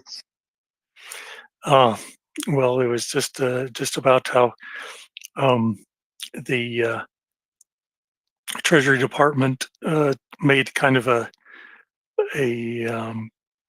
not yeah, so convert. Perfect. You said Treasury Department. That's all I needed. One, yes, you're seeing moves from the Treasury Department along the lines of suggesting that there's holes in our current system. Certainly, as far as media and disinformation goes, they're not even on that the way they need to be, as Jingu has rightly pointed out. We are way outdated, but we're way outdated on everything involving the interwebs because our average politician and regulator is ancient and they can't use their phones and computers to begin with. So how are they going to understand like regulating this stuff and popularity and everything else? But I would say that when you say Treasury Department, I have to give a rare shout out to our friends in the German government. I can't believe I'm doing this. If you know me, I like to lambaste the German government. When I'm done lambasting a little pooty poot, I usually go on over to his now ex-boyfriend, Olaf Scholz. But we have to be nice to Olaf. He did have a breakup with his long time lover, Vladdy Vlad. And, he's really having some regrets. He's starting to get down with the big rival. It's all bad. But the German Treasury Minister, I want to say, it was their finance minister, their minister of Treasury, came out and made a very German comment that we need to be far better about enforcing the sanctions we have. Now, normally this sounds like puffery and the kind of thing that politicians say when they don't want to do anything. But in this case, in the case of sanctions, there is, you know that sanctions are being worked when the whack-a-mole is being played. I say this all the time, right? The Russians get a say too to try to break sanctions, and corruption is the best skill ever to try to break sanctions. So they're going to keep finding ways around it. That's what they do. Our job is to play whack-a-mole. But if the Germans want to get serious about the process of stopping sanctions, that would be huge, because that rise of the Turkish, Armenian, and Georgian exports to Russia, that's all European stuff that's breaking sanctions. A lot of it's heavy machinery, stuff that used to be sold by the likes of Siemens and Heidenhans, some possibly still is, gets bought by a company in Turkey, and then gets re-exported to Russia with some nice tidy profit for whoever is cuddling up to the local Erdogan affiliated bureaucrat to make that all happen. That said, if Germany wants to really get serious about process and shutting down all service to Russia by companies in Germany, it would be a first, but it would also make a huge dent in the Russian war capabilities, because their military industrial complex still has a metric ton. Please insert some extra language in there to your choice. Still has a metric ton of machines built in Germany, especially, but also all across Europe throughout it. And if they were to all be shut down remotely, or just have issues with their semi-automated, publicized updates, etc., you could do some real damage to the Russian military-industrial complex. At the very least, it would be nice to see that they couldn't get any more, $500,000 to $1 million industrial lathes and grinders and other computerized machining tools, which I know that doesn't sound exciting or sexy, but if you don't have all those things going into your factory, it's really hard to have finished products coming out. And when their finished products include missiles and refurbed 50-year-old tanks, the only thing worse than a refurbed 40 and 50-year-old tank is no refurbishment at all. And we can get back to the day where the Russian units have one tank that drives and one tank that shoots, and no tanks that do both. But refurbishment allows them to have a tank that drives and shoots, albeit is older than I am. So, this is when you say economic collapse. Like, what they're doing is bad, but there's absolutely a level worse than that. And if the Germans really get serious, and he meant it, they really could get a lot of damage done. And trying to just enforce the sanctions that are on, especially on the industrial side. The oil policy makes the news.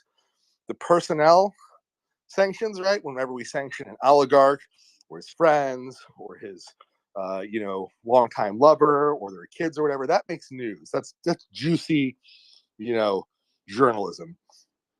But that is the less important to the industrial import sanctions, except that nobody has found a way to excitingly write about $800,000 industrial grinders. This is not a hot and steamy topic. If somebody does know how to write a hot and steamy article about $800,000 industrial lathes, you are, by the way, my hero. You should be doing this every day. And if you want somewhere to help, please contact me. I need to learn how to do that, right? Danielle Steele needs to get on this case. But as much as I'm joking about this, trying to make that the focus and just getting back to stopping the import into Russia and the export from the free world of those high-end computerized machine tools can go a long way to really stunting their economy further, right? They already have a lack of spare parts. They already are lacking a lot of key supplies, and that will just make it all that much worse. So I'm actually hopeful that the German Treasury is getting serious about getting on the case, and hopefully the spurned boyfriend they have as their prime minister might actually be serious about sanctioning Russia for the first time in his Soviet-loving life. All right, and also good morning to Doman.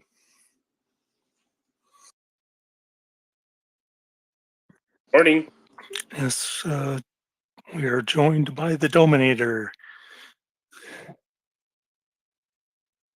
But yeah, so no, that was an excellent question. So no, when you say sanctions, trying to enforce what we've got.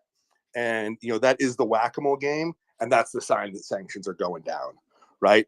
When we stop hearing about the whack-a-mole, that's when you get nervous, right? We want to hear about whack-a-mole. There's always going to be somebody somewhere willing to take a bribe from some Russians, right? There is no society that doesn't have corrupt players. Sorry, it's true in all of us. We all have it. We all have someone in our community willing to take that paycheck, right? And Russia is a country whose specialty is in finding the corrupt weakness. That is what they have done for a long time. So as much as it's terrible for their own military effectiveness and all sorts of other parts of their economy, right? Hence why they have so many old tanks that don't drive or shoot. And, the armor's been sold out of them. There was the captain who sold out his own propeller on his ship for pay and replaced it with a cheaper one, right? All this corrupt stuff we laugh at. And that's all true, and it's all terrible for their effectiveness, and we're glad for them being ineffective there. But what makes them ineffective on the military side, what makes them ineffective on the industrial production side, what makes them this hellish imperial monstrosity in many ways, does have some benefits, and those benefits are in breaking sanctions. So we're just going to have to keep fighting it. We're going to have to keep going after the guys who are taking those paychecks, and women who are taking the paychecks, and people of any gender taking those paychecks. Because quite frankly, if you want to be a corrupt person, I keep this a family show here, then someone needs to find you, put your rear where it belongs in a free world country's jail, and not let you sell high-end stuff to the Russians. Yes, I always enjoy when you go on a rant like this. For keeping it family friendly, I think we've made it through an entire NAFO night shift without one donation to the swear jar. Well, that's terrible. I want to say, because we have somehow made it through the entire NAFO night shift without a single requirement for anybody to donate to the swear jar, I would like to tell you that donating to MriyaReport.com's link or MriyaAid.org or any other great pro-Ukraine charity of your choice, please do not include the Red Cross. They are not in favor of Ukraine, but any other major pro-Ukraine charity, pick one. Now is always a good time to do that. We've long time supported the Maria Aid charity. We now have our own ways of helping get funds to Ukraine directly with the Maria Report has its own pay link. I'm not sure exactly how we donate to Chef Zenya, but I see he's up in the nest as more soup for Ukraine. So I'm always happy to support the good chef. But yes, whichever direction you want to go with it, please, support the lack of swearing for a change that we somehow managed to keep it an entire friendly evening show.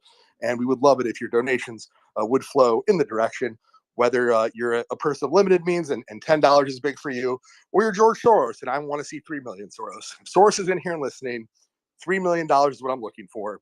That's as much as a cup of coffee for most of our listeners to Soros. He could spend $3 million a day on coffee and he'd still be a billionaire when he dies because he's not that young. So I'm just saying, Soros, you can do 3 million. Also missing my paycheck as a Jew. I've never gotten it. I want to get that. I've heard I get that Soros paycheck. But if you're a billionaire, I want a 3 million donation. If you're a normal person, cup of coffee's fine. But let's go send a few donations. It's always a good time to support Ukraine with your pocketbook if you can. Also, good morning to mockers. Good morning. I'm just tidying up the disaster that my cats have decided to leave to me this morning. Let's just say, don't leave plastic bags with rubbish at the side of the sofa, because somebody will find it great to play with it in the middle of the night, making a lot of crunching sounds, and then you will wake up extra grumpy because all the plastic that you put in the bag is all over the house. Yeah. I hate to say it, but you did it to yourself. Oh, totally. I know that. I left them something to play with, but you know how it is. I thought, put that in the bin tomorrow. It's all contained there. Nah.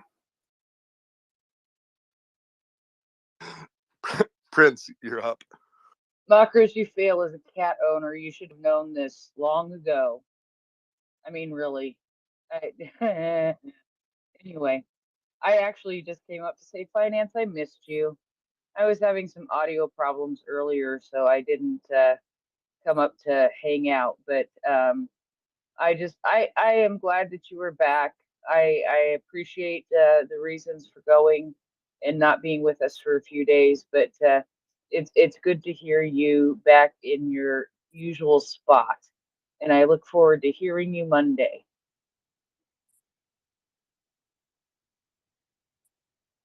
Yeah, just thought I'd have a little push about hello to everybody. Saturday night can often be a difficult time for us to find some co-hosts. It's not the normal time for people to want to forgo their evening celebration and instead come and be in the space. And I want to thank all of you for joining us here on MriyaReport on your Saturday night with whatever you're doing. Hopefully you're having a good time, and if you're in Ukraine, hopefully you're staying as safe as possible. But do appreciate having you all here, and I thought I would come back and say hello and remind everybody that no, I have not died like a Russian in Bakhmut. Well, and I hope your Oh, little and that's sorry, I hope your little Slava Ukrainians are great. They're currently passed out, but I do plan on getting them to say their general thing on space at some point, this week. And Prince reminded me I did not get a chance to say the Jewish phrase I learned specifically for you, which I probably can't pronounce right, but Hag Pesach Sameach. Chag Sameach. Thank you very much. So, and for all those that are not of the Jewish persuasion, we have Ramadan Mubarak or Happy Easter. It's all going down this week. I believe actually the Orthodox wait until next week. Am I correct on that? In principle, yes. So this is like a setup for a Radio Yerevan joke. In principle, yes. However, it depends. It depends on whether you follow the Julian calendar or the Gregorian calendar more so than whether you're Orthodox or not. So people following the Julian calendar, yes, in this year it is next week. But that isn't an assured thing with everybody following of an Orthodox denomination, because some do actually follow the Gregorian calendar. More interestingly, for example, the Greeks will follow the Gregorian calendar for Christmas and the Julian calendar for Easter, because, why not make it easy and simple and straightforward? My top travel tip, if you're in Europe, want to go somewhere over Easter, go to a country that has the other Easter than you. Because everything's going to be, functioning and open, and people aren't going to be at home celebrating Easter.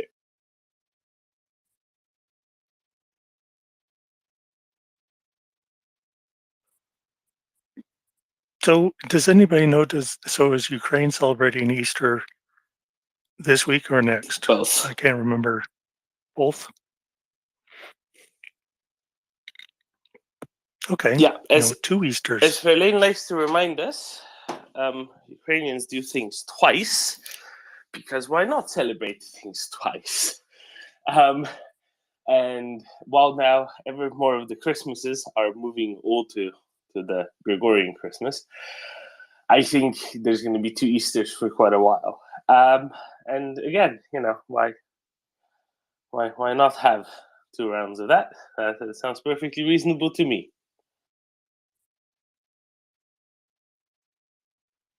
Exactly, and I'm all for celebrating as much as you can. Nobody gets out of this life alive, so you might as well enjoy it. And I think, speaking of getting out of here alive, I think Finance and I are going to be dropping off shortly, and Doman and Mockers are going to commence the British invasion and take over from the NAFO night shift. I was sabotaged by Twitter. I had this whole opening sequence of welcoming finance back into the space after his little hiatus. So if I will do it to help him exit from his return. I think this is many of you will recognize this, I hope, as a fitting audio tribute to the Finance Hour.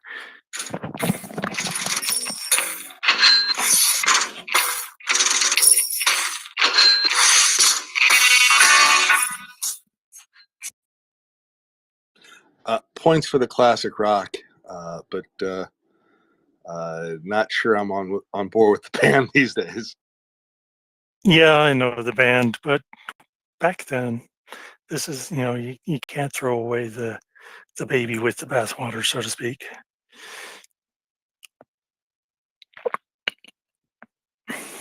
I mean, given my personal musical tastes include Michael Jackson, R. Kelly, Mystical, and Ted Nugent, I'm sort of at a loss to try to claim I dislike any musician for their personal life.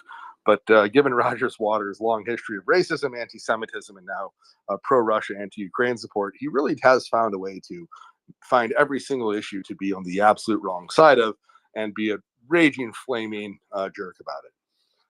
With that, hopefully Mockers is awake enough to have the weather report. Mockers.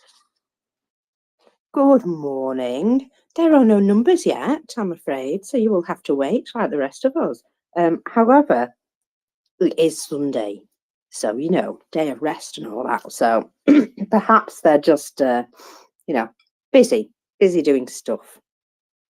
Other than that, Doman and I are here to help. So, Finance's got the message already and he's bogged off. Lovely. Well, Nafo Dave will replace you as well while we're here, while we're at it. Yep, just thrown out like yesterday's leftovers. Well, in fact, look, Doman's already in place. All we had to do was make a space for him and he just automatically appeared as co-host. Love it. Good morning from me, everyone. Sorry, still sipping on my first coffee.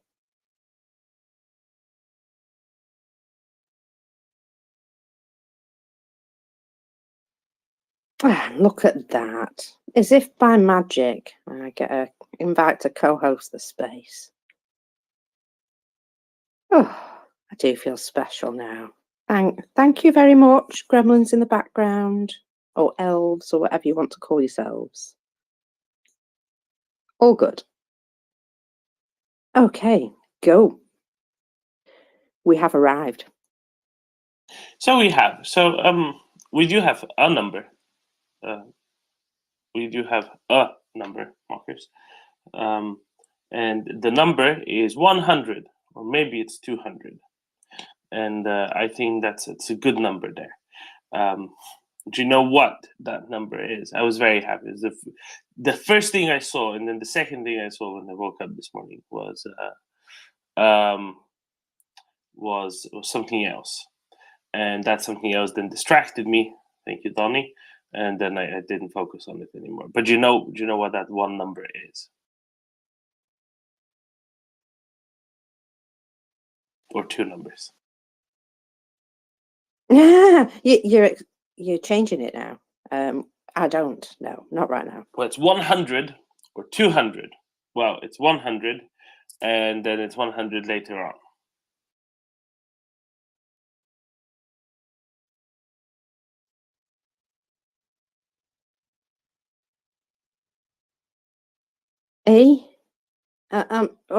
It's early. You've just confused me It's with numbers. APCs, or possibly IAVC. See, I'm confused myself. Okay, so last night, Zelensky went on the Telegram and said something, saying that Ukraine will be getting 200 Rosomak, armored personnel carriers / IAVs. They'll get 100 immediately, and then they'll get 100 later on. Now, these are Polish manufactured, on license, Patria, Finnish Patria armored vehicles. They're 8x8 wheeled vehicles, and they come in two flavors, or they come in several flavors actually. But let's say they come in two flavors very often. One is an APC flavor. You know, how do you like your ice cream? How do you like your armored vehicle? What flavor do you like? Do you like the APC flavor that is a little bit simpler, has a little bit less crew, maybe a little bit more space for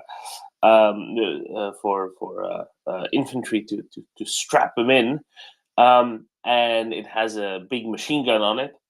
Or instead of a 50 cal or some such, you can get a big 30 millimeter Bushmaster chain gun instead, and it's more of an IAV type thing.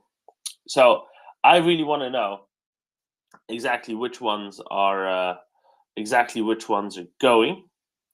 I think that's important, right?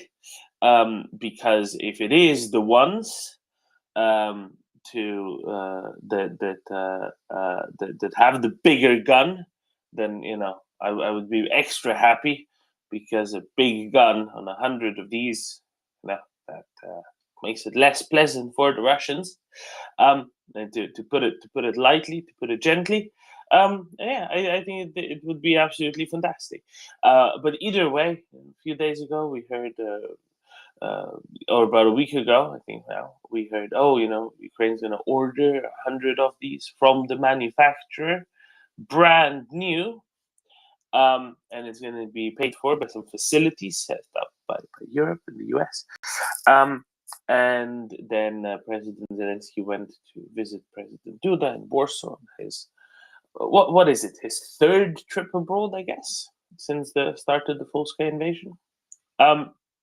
And they said, yes, it's going to be 100, or it's going to be some more. So okay, some 100 or some more, fair enough. And now it's 200, and at this rate, by the end of April, it's going to be 400. No, just kidding. I don't think it is going to be 400 by the end of April, but it is being layered and set up, and I think it's a very good number in lieu of the usual numbers mockers. It's a pretty good number.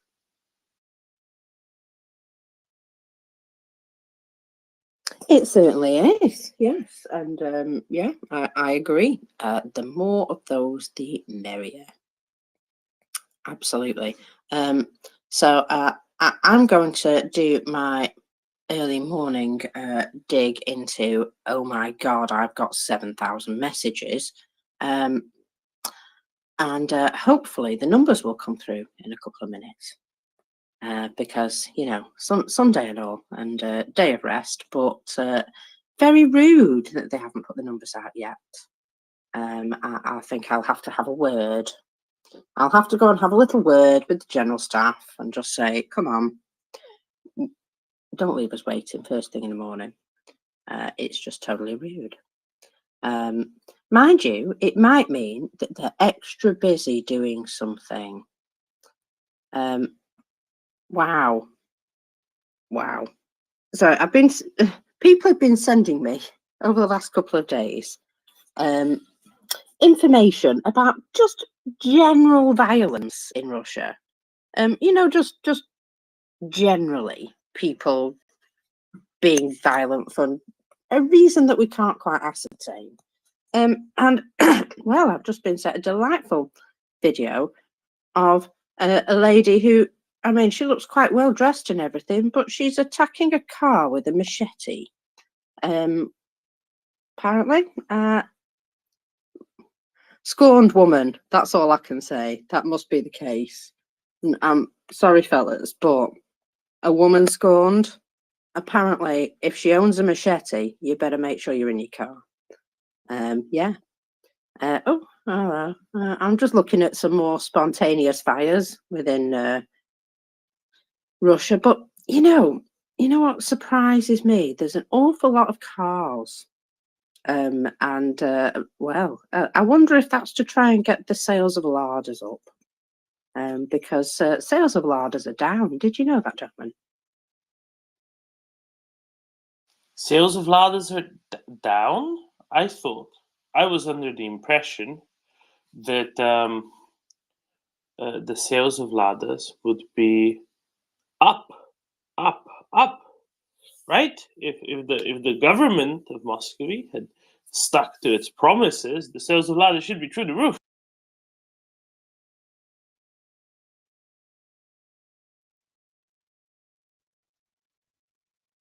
Because then they'd have to buy one for each. I think the problem is, yeah, I think the problem is, it's that the prices have gone through the roof, and the production yeah, has gone through the floor, so the sales are down because yeah, there's none being made, so you can't sell them. Oh yeah, that makes sense. yeah, that's kind of the thing, and the fact that obviously they're no longer up to the same standards, even, you know. So these Moscow people, I think, would prefer to you know, drive Mercedes and stuff like that. So usually a bit safer as well, that sort of vehicle.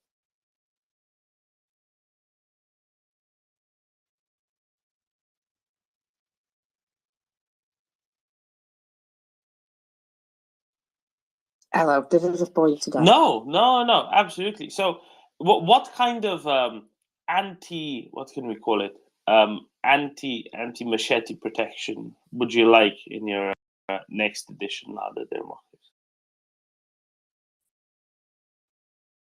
Some stronger wing mirrors for a start, I think. Those things just fall off even when you just bump into them on any car. It's ridiculous. From someone who lost a wing mirror.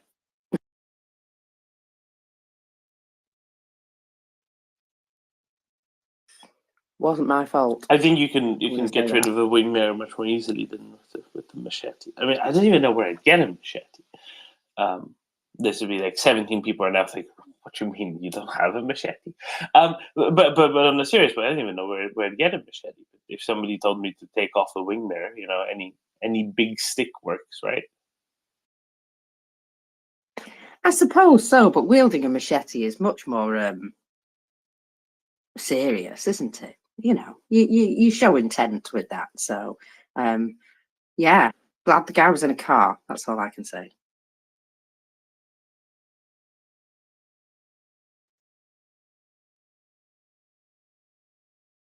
However, the scene is in the middle of traffic, so you know he wasn't even able to escape if he wanted to. Yeah.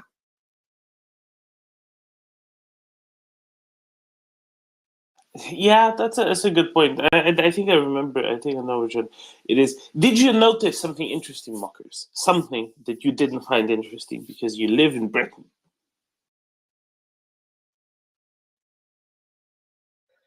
Go on. Which side of the car was she standing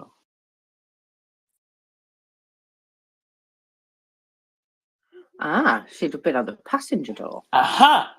See, she was standing on the right side of the car. And in Britain, where does the driver sit? Where does the driver sit, Mockers? On the right right-hand hand side. But in most of Europe, that's not true because they mostly sit on the left hand side. Okay, now why do I think this is notable or interesting? Well, because luckily the accompanying note said this happened in Vladivostok.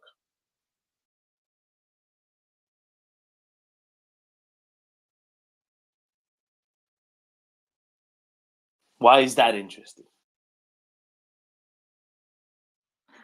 I'm sure you're going to tell me. So yeah, go tell me because I really don't know.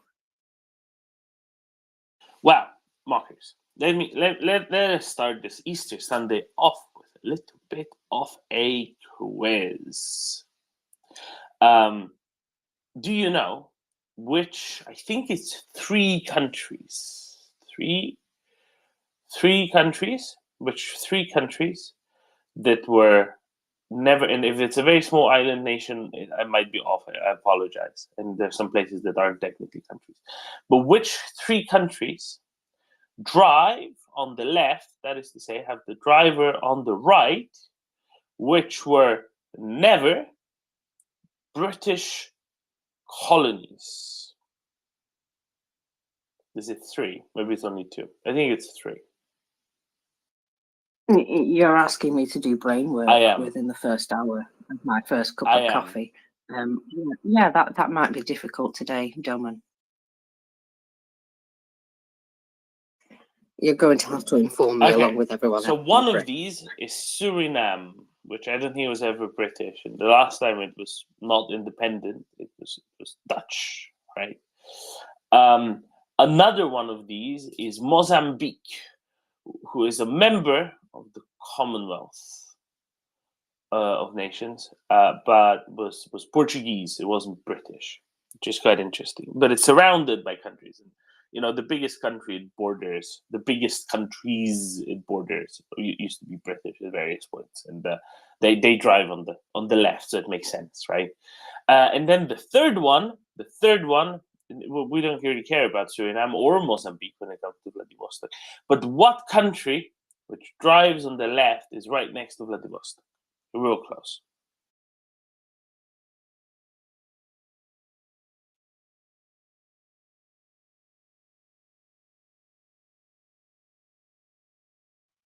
So you're saying obviously that was a left-hand drive car? No, it was a right-hand drive car. Oh, right-hand drive car. Sorry. There's a country very close to okay. Vladivostok which produces a lot of cars, and then sells second-hand cars to the far east of Russia. I think Will knows the answer. Marcus, would you like to yield the floor? Absolutely. Will, what is said country? I was shouting into the closed mic, say Japan, Marcus. It's Japan. And it's interesting. I don't know where you're going to go with this, Domin, but it is interesting that Japan does sell an incredible number of cars in the secondary market into Russia, even though you have to get special dispensation to drive them on the opposite side of the road. And you can actually do that out in the Far East because they were going to eliminate it when the Russian ruble was strong back when I was there in the mid 2000s. But they backed off on it because there was so much vocal objection by the bureaucrats who made enough money to buy Japanese cars that were in the local administration that they relaxed that requirement. And they still can buy, or they could when I left, you could still use a left-hand drive car in Russia, even though they drive on the left. But you can't get away with that out in St. Petersburg or Moscow. No, but quite right. Well, in the Far East, there is a large number of right-hand drive cars made to drive on the left, driving on the right. And this is why, Marcus, she was shouting at what you would have thought would, in most of Russia, be the passenger window, except in places like Vladivostok, because it's just so much cheaper to get these second-hand, much better cars ferried over. I believe they used to do some sort of conversions as well, and maybe Will knows something about that. There's some way to convert a right-hand drive car to a left-hand drive car. You can do it, but it's way too expensive, and they tried to tell people they were going to have to do that, and that didn't fly either. Way too expensive.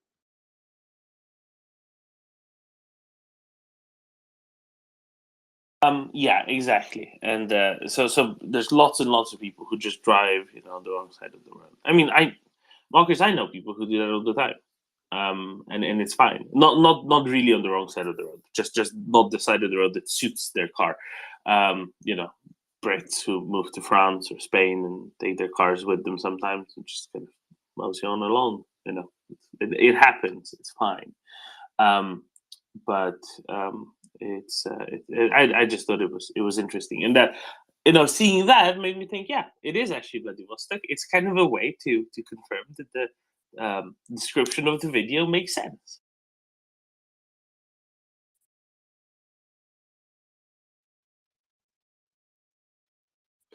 Well, I like that angry women with machetes are roaming around Russia. It seems just an extra hazard. Nofo Dave.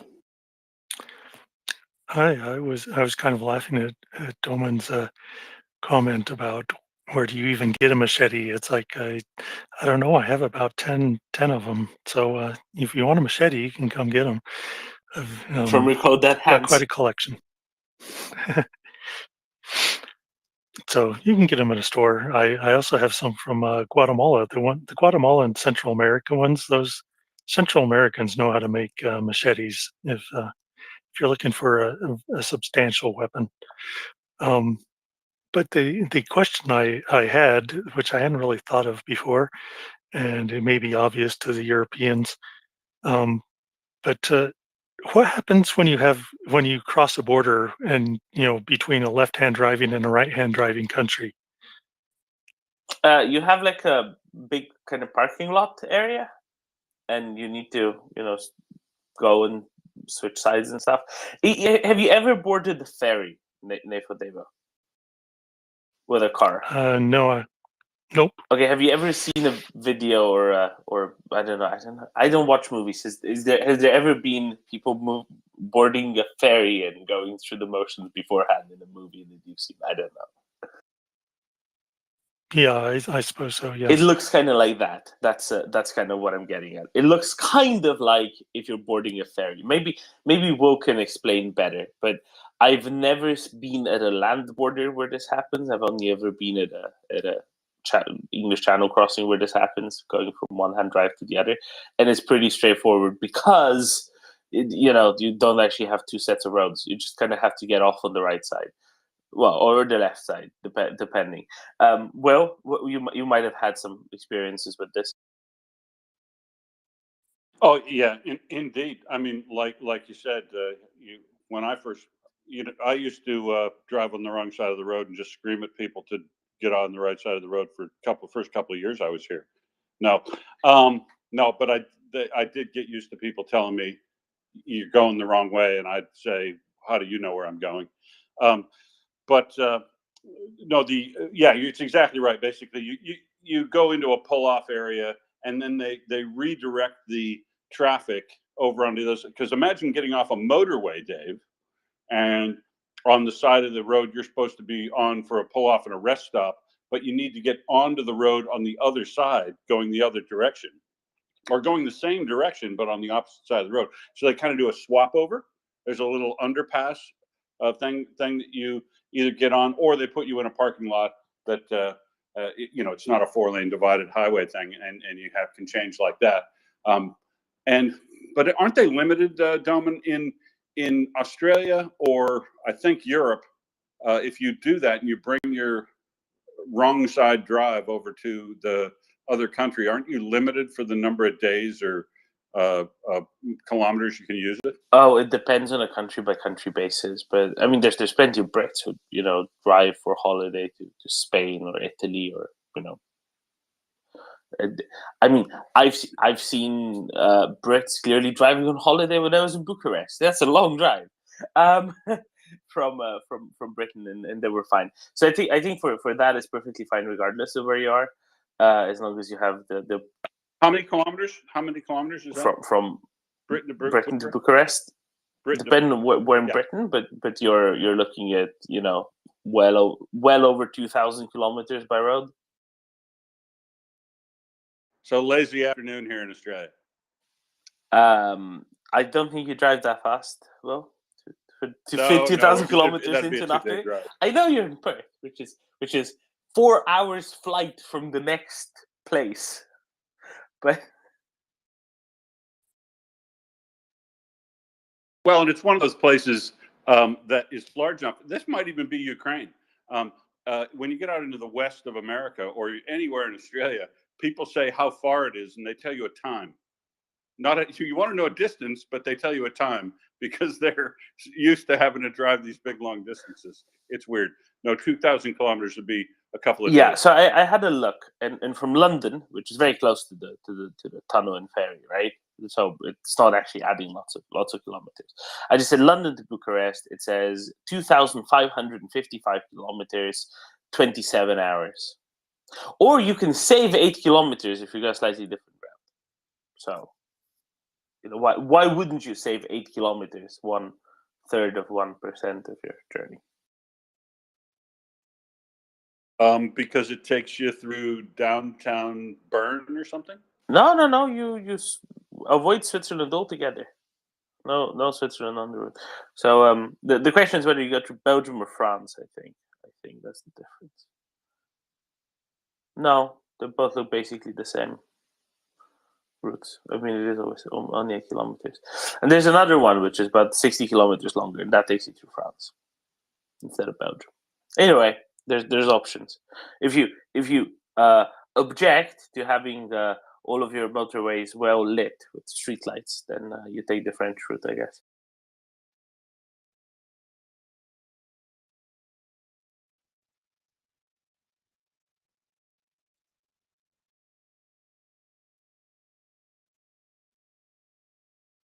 But yeah, it's a really long drive. So other than that, well, to actually answer your question, it depends country by country. So you can move and re-register your car in a new country.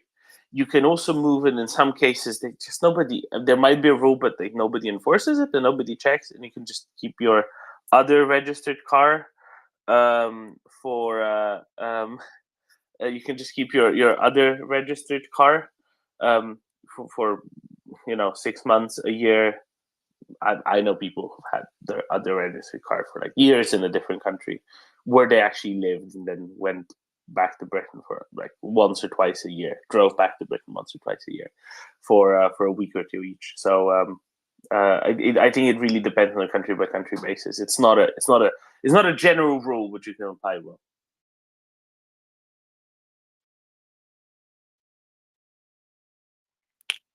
Thanks for answering that. Is Ukraine a left-hander or right-hand drive? Right-hand drive. So sorry. So you drive on the right-hand road. It's a left-hand drive country. It's like the rest of Europe. Most of the rest of Europe. Sorry, not all of the rest of Europe. So Britain and Ireland, and the Channel Islands, they have their steering wheel on the right, they drive on the left. But pretty much everywhere else in Europe is the other way around.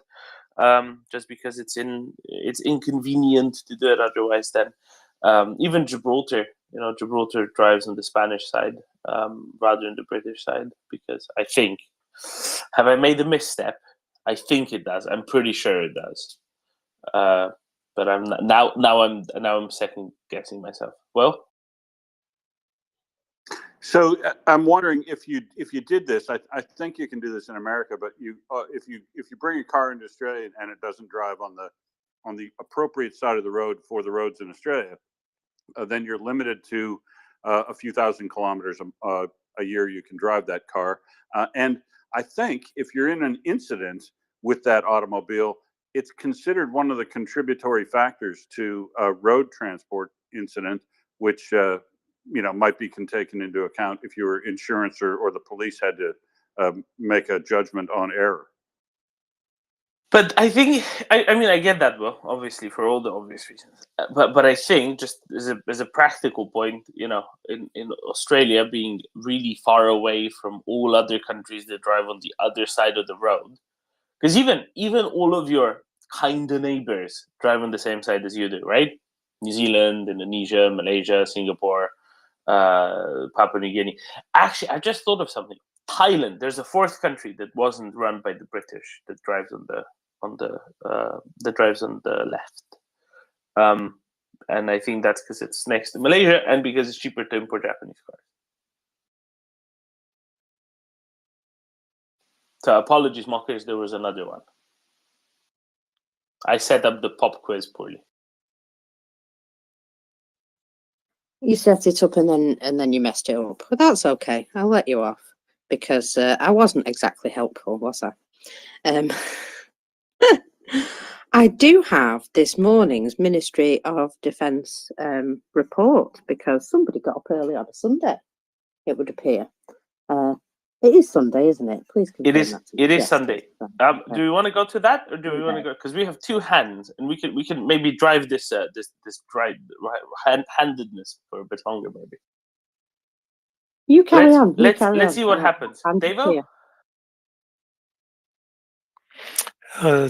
So it appears. So is it it appears that the main countries that drive on the wrong side of the road are islands, and so is this kind of indicative of an island mentality that we can drive on whatever side of the road we want because we don't have borders to cross? No, it's indicative of being British or having been British at some point, or being Japan, or Thailand, or Mozambique, which is surrounded in southern Africa, surrounded by other countries that drive on the left, and then Suriname is next to British Guiana, and I think that's why it probably still drives on the left. But it's also next to French Guiana, so clearly it says something about which cars they like better. Other than that, I can tell you that a number of countries. So Europe used to be a bit of a patchwork of who drove on which side. Sweden changed over in the 60s, as did Iceland. And they had I forget what it was. It was like D-Day, but it wasn't D-Day. It was something else day. We can get a Swede. If there's any Swedes up, they can come tell us how it looked like. It was basically a day in which, 17 Volvos crashed through butcher's windows or whatever. And that was about it. And the most recent country to switch over is somewhere in the Pacific. And it switched over sometime in the last decade. Just kind of said, nobody drive this day. And then the day after, it was the other side. But yeah, it's mostly places that used to be until quite recently run by the British. The Cyprus still drive on the wrong side of the road, on the left side, or sorry, Marcus. I think Cyprus might still actually, which is again a testimony of it being British run until 1960, and bits of it still are. Akratira and Dikilia sovereign bases, which are actually quite a large part of the island. But yeah, it's not just about being islands. It just so happened that islands was what was more easily accessible by sea than other means, and hence places that Britain tended to pick up because they were the only ones who could get there because they're the people good at making ships. What else? Yeah, I mean, Malaysia, Thailand, they're very, very much on the continent. India, very much not an island, right? India, Pakistan, Bangladesh, very much not on an island. So it depends how you slice that one, David.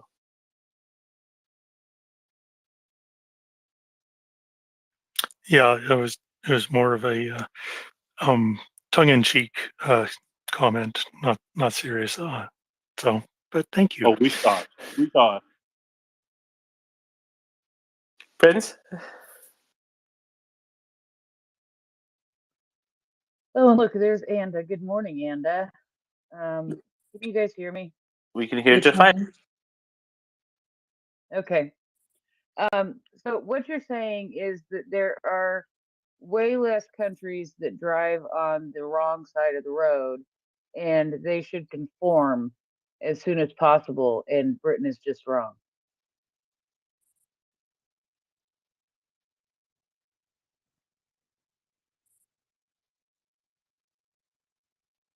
That's one way of putting it.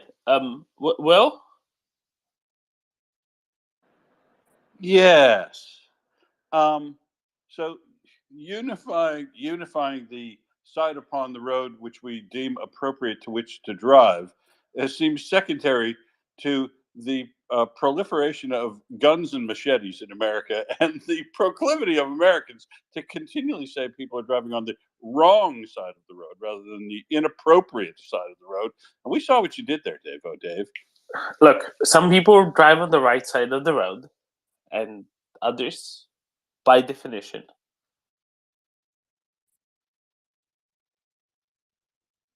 drive on the left.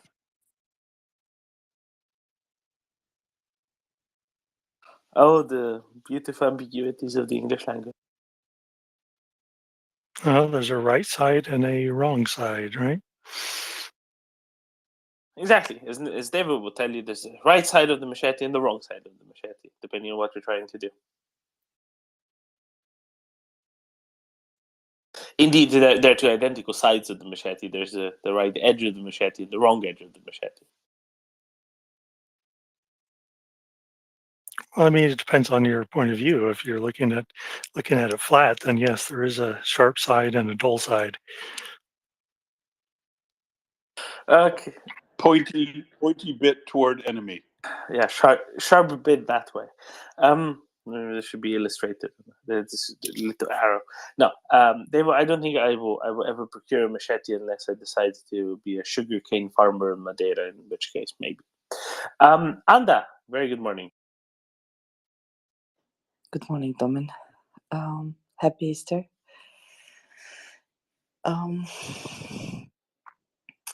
I heard this discussion about what's the right side of the what if the left is the right side of the road. Basically, that's the question, right? And I say that it all depends on where you have the wheel. So it's kind of relevant where you put the wheel of the of your car. But I actually came up for something else. So if you want to continue the discussion about the right left side or the left right side, it's okay. You can get us off this, Anda, please, because Will will just keep on preaching the gospel of the isolated down there, the edge of the world. Well, yeah, and I'm going to have to recycle. I can't hear Anda. I still see her as a listener. Okay, you go ahead, Will, and Anda, likewise, go ahead. All right. So, leaving the wrong and the right, the left and the right.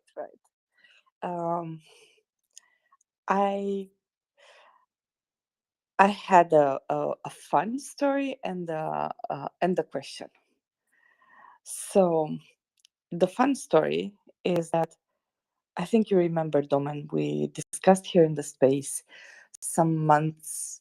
No, I'm bad right now.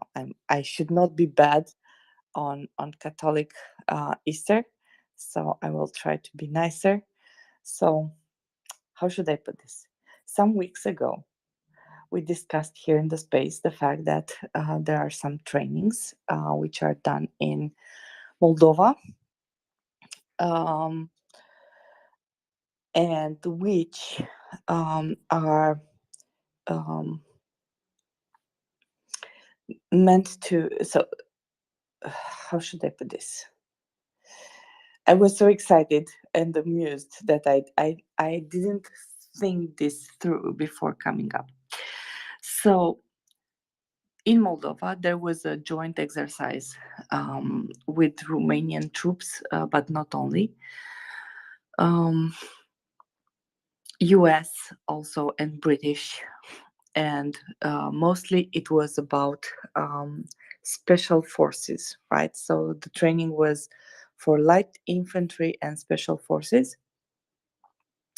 And the exercise is due to end sometimes this week or next week. And yesterday, there was a piece of news in one of our newspapers here in Romania, which they try to portray themselves as an important newspaper, but they issue titles with Romania is joining how they put it, 25,000 soldiers are being mobilized in order to secure Europe. Read here why. Romanian soldiers are being mobilized. Read here why. Something like that. So, no, it's not like that. So it's about another training exercise in which Moldova will take part. The multinational exercise is called Defender 23. It will gather 26,000 soldiers from 25 countries. most of those countries are NATO members, and this actually was declared by the U.S. Department of Defense the other day. So this exercise is just to refute further extraordinary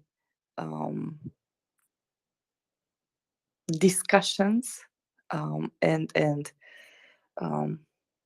how do you say, to blow them up out of the proportion. This exercise was planned 2 years ago. It is conducted by the US military in Europe and Africa, and it will start on April 22nd.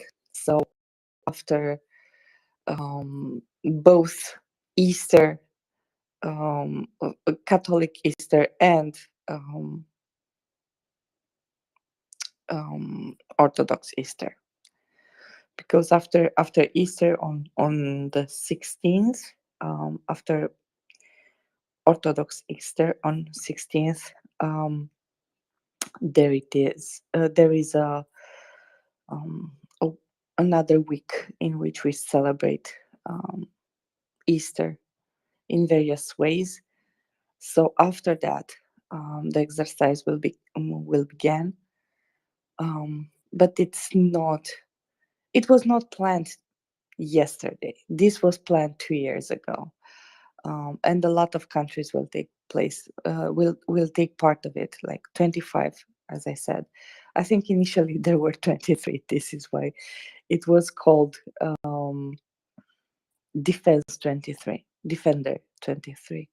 So I wanted to bring this up because it kind of amused me. I don't know if you heard anything about it, but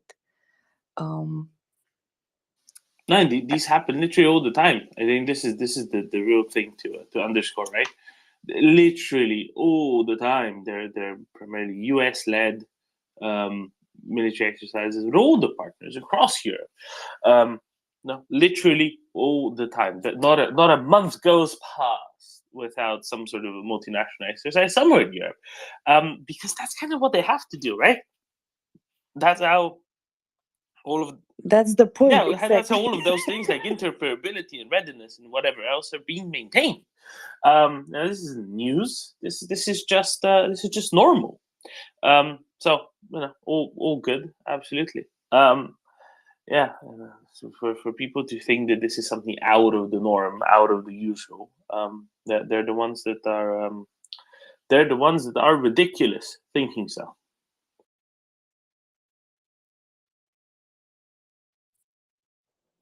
And I have another piece of news. I think you probably discussed about this, or probably not. It's about the fact that Romania took over the air police for under NATO command for the Baltic states. Basically, right now, Axel is surveyed by Romanian planes. Kind of cracks me up. So what happened yesterday is that the F-16s of these Carpathian Vipers are they called? They intercepted 2 Russian planes, and they sent them back home, basically. So this is something that also appeared in our news. Our guys were really proud of doing this. I think they will take how do you say, to get a kick out of this, because they usually don't come here over Romania. the Russian planes. They have to, they don't have how, right? Because they have to cross Ukraine and after that Moldova, part of it, or to come across Ukraine through the north of Romania. So mostly they are not doing this over Romania. So I think our guys are really getting a kick of sending Russia home. This time there were 2 Sukhoi 27. So yeah, turn around and go home and goodbye, basically. So, I wanted to point this out.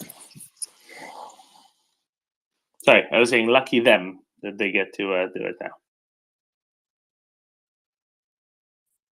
now. It's good exercise. They worked a lot here in Romania with US and with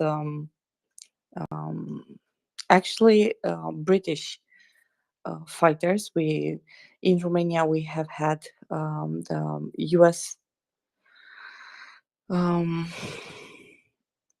US planes and also a British formation, which helped us ensure the Romanian police, air police force. And all of them are saying the same thing. Like, we are really happy we fly, right? We get to have this exercise, have this. It's not only an exercise; it's live practice, right? So you're not exercising with your own. This time it's for real. You know you are in NATO space. You know what you have to do, and this is actually the real thing. So this is one. And second thing, I'm really hoping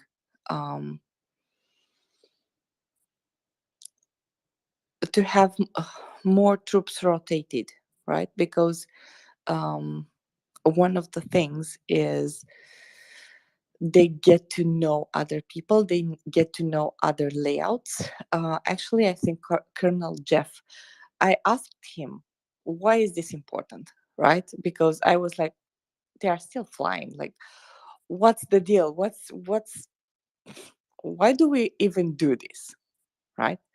So what he told me, so it's not my wise words, are his. What he told me was that the pilots get to know the layout of the land, the layout of the airports in the vicinity, so that you get familiarized with the topography of the area. You know how to fly, right? That's not a problem. How to intercept and everything, but every area has different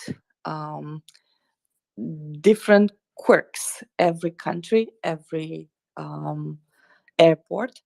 So it's useful when you go and land on a different airport and get to know the geography of the region and everything. So I think that's really awesome. And I'm really happy our guys are doing a bit, right? They are doing something. So I know a lot of people said Romania is doing a lot, but I like to see them up. It kind of makes me proud. So I wanted to come up. Yeah, and you know, right you are for that. If anything, you know what, as you say, it's very good that this NATO air policing of the Baltics is taking place, and this rotation is taking place, because there's all sorts of other benefits from it beyond just securing the Baltic airspace. One thing that's of course changing now, with Finnish accession to NATO and soon the Swedish accession to NATO. Fingers crossed, it'll be real soon. That will be even easier to secure the wider Baltic area.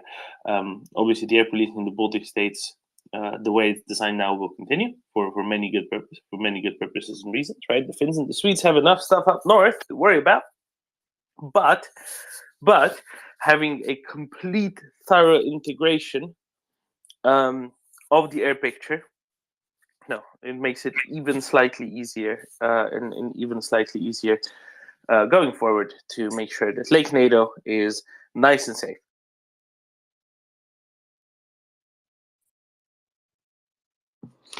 Can I have a question? May I ask a question? I have a lot of them. So we are in the second year of war. Day 45 of the second year. So I was wondering, what do we know that happens across Ukraine? Because I woke up. I'm sorry. And I'm trying to keep up with what's happening. And I see Poland is sending 200 vehicles to Ukraine. That President Zelensky was in Poland. Did I understood that part correctly? Yeah. So this is, I think, the biggest news I've seen for sure. And there might be something that has evaded me, but this is definitely the biggest thing I've seen. This is very excellent indeed, especially that the first 100 are coming immediately. So what we heard about a week ago, and you'll remember, is that Ukraine was going to be purchasing 100 new built Rosomax, using EU and US financial facilities intended for this. But then Zelensky went to war, so they had a bit more of a chat. And now apparently looks like they'll get 100 from Polish stock, and then 100 new build ones later on, but they'll get 100 immediately, and that's absolutely fantastic. So it's not entirely clear which version they'll be. I hope it will be the ones with the bigger gun. But either way, it's very, very useful, and it will add one more bit of protected mobility and firepower to Ukrainians as they will move somewhere, sometime. They will just pop up, and right. So here they are. I like that part. I actually like that part, and I appreciate the fact that the guys who are making the transport, they never tell. So you see the vehicles and the tanks and everything else. You see them on railroad outside Ukraine, but you never see them in Ukraine other than in the battlefield. So when they are working, basically up to speed, and I'm really happy about that. Today is a good day. Today I'm happy. So you will get this word a lot this morning. I'm sorry. No, it is good. I mean, this really makes a difference. Well, you've been up longer than I have. It's been longer since you last left than for me. Do you know which kind of Rosomax these are? Are they the ones with the Pushmaster chain gun, or are they the ones with the big machine gun? Any clue? Any guess? No guess. And I was looking at that with very interest earlier myself, going, "Ooh, have the Bushmaster." But no, I don't know. You'd certainly hope so, because a machine gun's good, but that's a serious upgrade in gun with that Bushmaster chain gun. And g'day, Anna. Haven't seen her in a while. But sorry, I Hello. don't know. Hello, Will. Um, Happy Easter to you and Dave and Prince um, and everyone in the room, actually. I haven't said that properly earlier. I just saluted Domen. So it's for everyone else. So it's not, I'm not, I'm giving love to everyone except the Russians who are invading Ukraine. Yeah. So,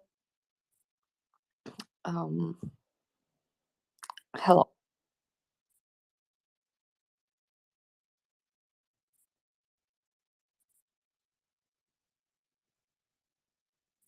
Anda? So me and my questions, right? One one thing that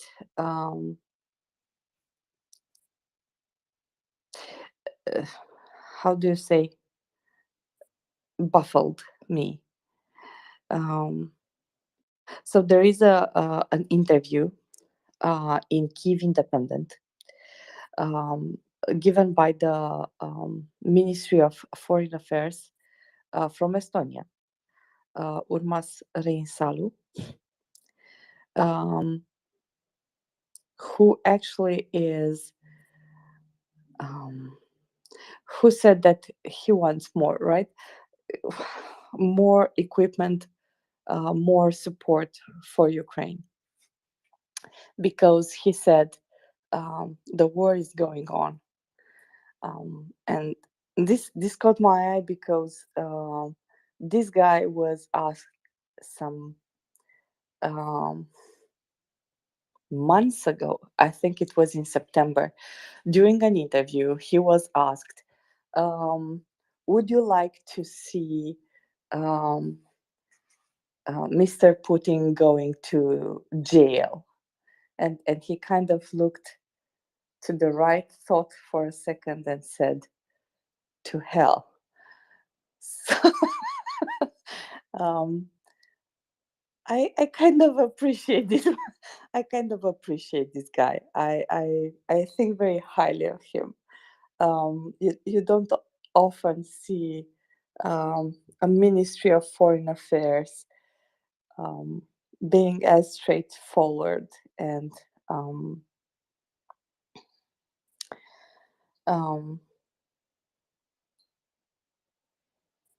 I don't know, as him. So basically, in this interview from today in Kyiv Independent, he added that Russia is playing using nuclear threat, and he's hoping to see a more determined allied force supporting Ukraine.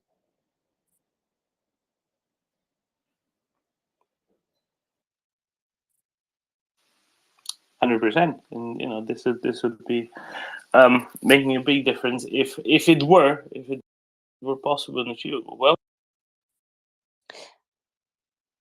Yeah, I also very much appreciate the plain spokenness of somebody, especially in the foreign service. I mean, it just signals exactly that there's nothing left to lose in this relationship, right? Where would you like to see him go to the Hague? No, I'd like to see him go to hell. I am not happy. I apologize for interrupting really quick here, but I am really not amused with the general staff.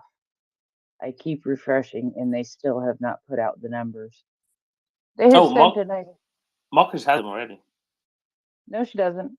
I thought she does. No, she doesn't. She has the defense report, the MOD report. She doesn't have the numbers.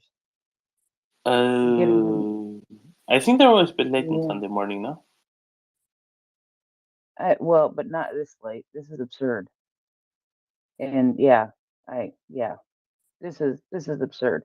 They managed to send out an Easter message, which is very kind of them, but they have not given us the numbers. And so yeah, it's just it's annoying for me, and it's Can I all about me. yeah, it's all about you. Today is your Easter, so uh, can I give you some updates on what's happening?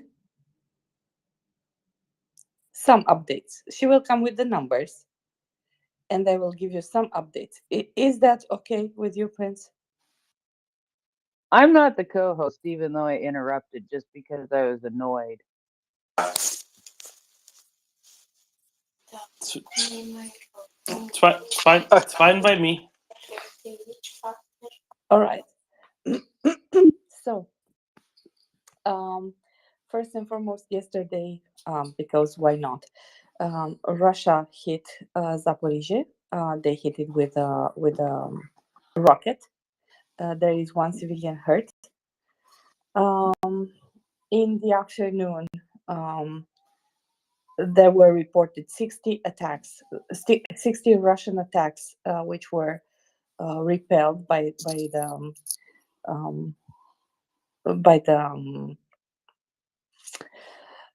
Ukrainian forces.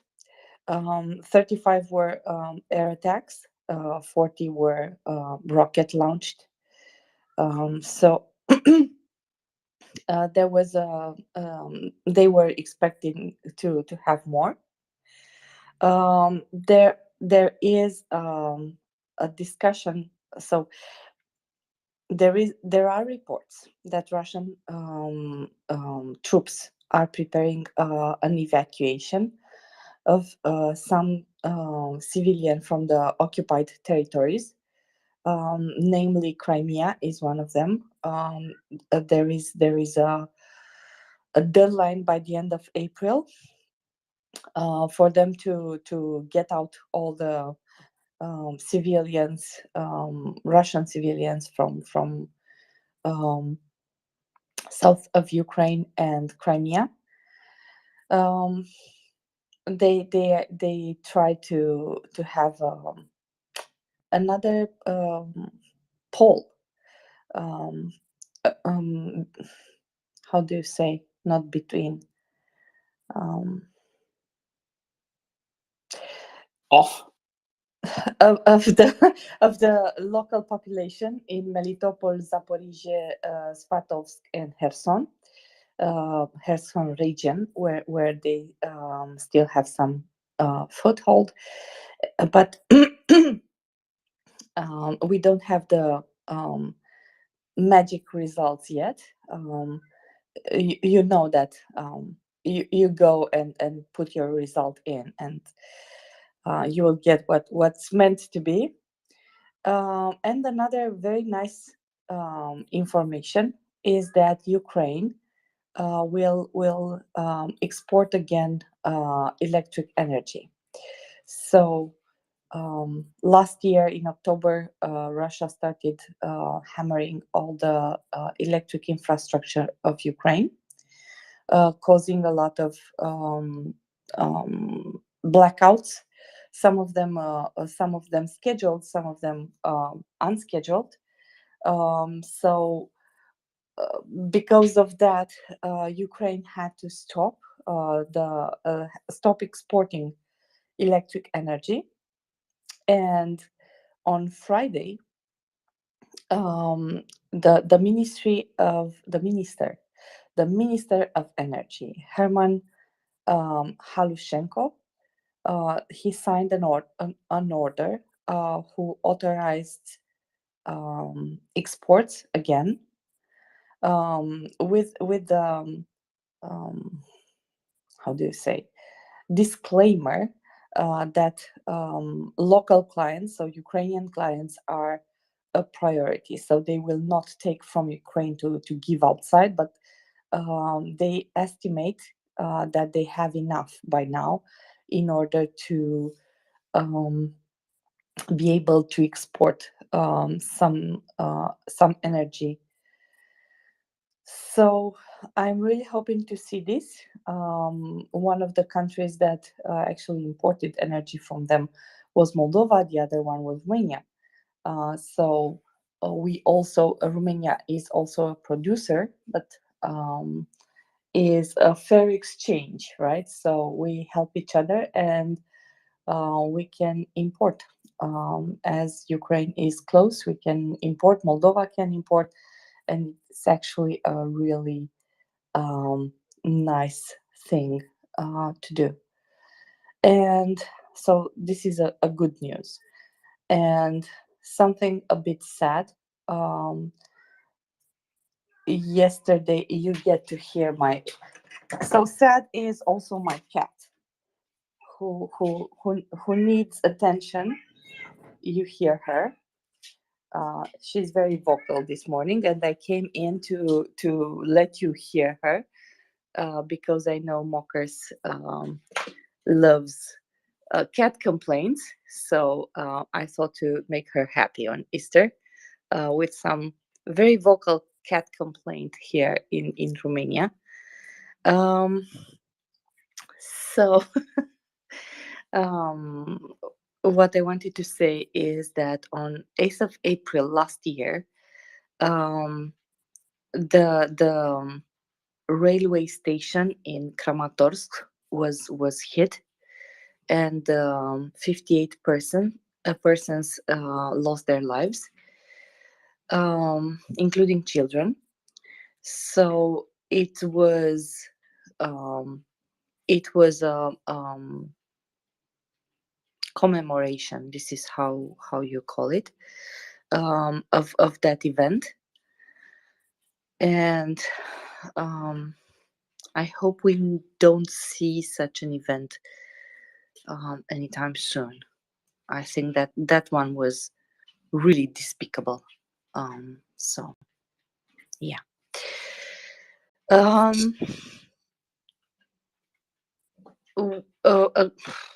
One more, and I'm stopping. I'm sorry. And I think Mockers has the numbers. There are 31 children who came back from Russia yesterday. But what's relevant is that Ukraine estimates that 19,000 children were taken into Russia. So having a couple of hundred of them in total by now returned is not nearly enough. Not even 1%, right? So what you want is to have them, all of them, back in Ukraine. So yeah, I hope it helped Prince. It sweetened Prince's wait until more. Good morning, Ander. It's lovely to hear you. Good morning. I do have numbers, indeed I do. And one of these numbers is particularly good. I'm going to enjoy it anyway, even if you don't. So, we do have 470 liquidated personnel. No tanks today. 4 armoured personnel vehicles. Now this one cheered me up. 13 artillery systems. Get in. 14 UAVs, so there's been plenty of those around yesterday. Only 3 vehicles and fuel tanks, I'm afraid, Doman, but this one's going to cheer you up. 5 special equipment. And I think I sent you a picture of something that was definitely exploded earlier on. And I Yeah. can't remember what it was, so if you can tell me what it was. I remember what it was. So special equipment have overtaken fixed-wing aircraft. Just by the way. So the thing that the marker sent me a picture, rather a video of it being destroyed, is a 1L119 Sky radar. It's called Nebo. I think that's Sky. and it's never been seen destroyed before, but it had been reported as being destroyed in August by the Ukrainians somewhere in Kherson Oblast. And the landscape here looks like you could believe it to be Kherson. So it's very flat, and it seems like it's been destroyed some time ago. So that's probably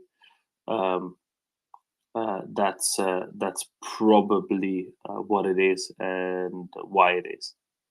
But it's already being included in the next Oryx update, if not already in the past Oryx update. Actually, let me see. If counting down list of Russian equipment not yet destroyed in Ukraine. Jammers and deception systems. No, this is a radar system. Let me search this a little bit longer. I'll see if it was ever even on this. Well, while you do that, I shall bring you the MOD report. It's not very long today, so I'll go ahead with it. So this is the Defence Intelligence Update for the 9th of April 23. On the 5th of April 23, Russian President Vladimir Putin chaired a full session of Russia's Security Council, the first such event since October 22.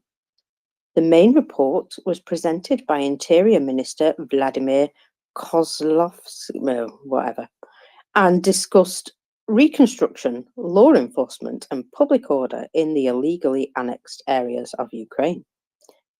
The choice of Kolokotsyevim as the main speaker is likely an attempt by the Kremlin to portray the situation in those territories as being normalized.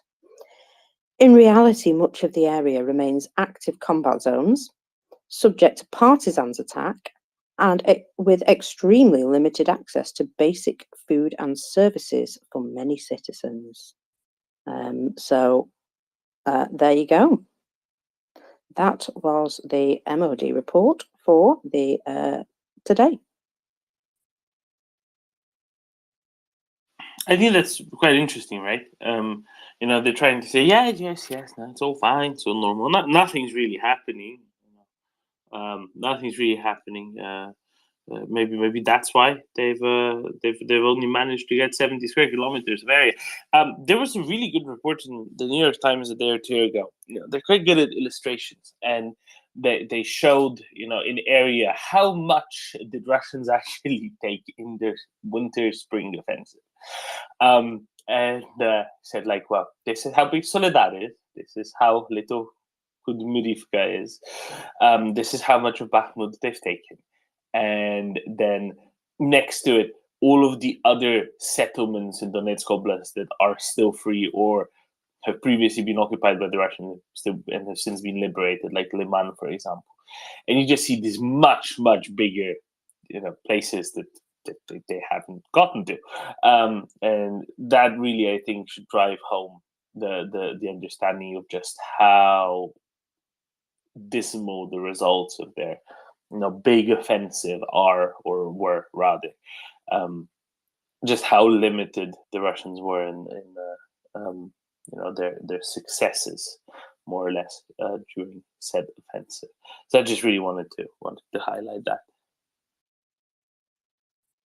Yeah, if you sort of draw the actual size out and make it a red dot on the map, and then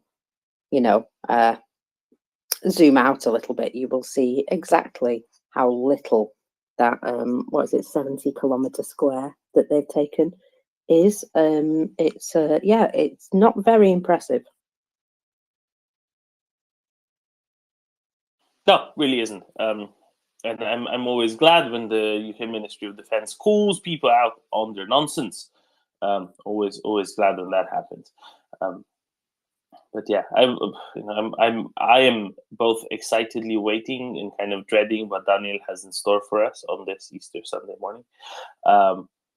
And I'm very curious to hear what Russian nonsense will be called out in the strongest possible terms very soon. I have noticed that the British MOD and the British sort of people in general, the people that talk about Russia in public spaces, have taken a no-nonsense approach and are making a point of calling out the nonsense when they see it. And I'm finding that quite refreshing. I'm liking that a lot.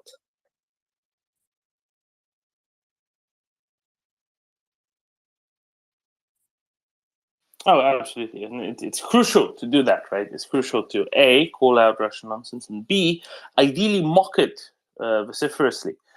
Because that's what they really want, right? You know, Yeah. they operate like a mafia. They want respect, this, respect that. Yehuda, good morning. Gentlemen, do you know where you don't call out nonsense? Do you know where you don't call out nonsense? In a crowded theater. In a convent.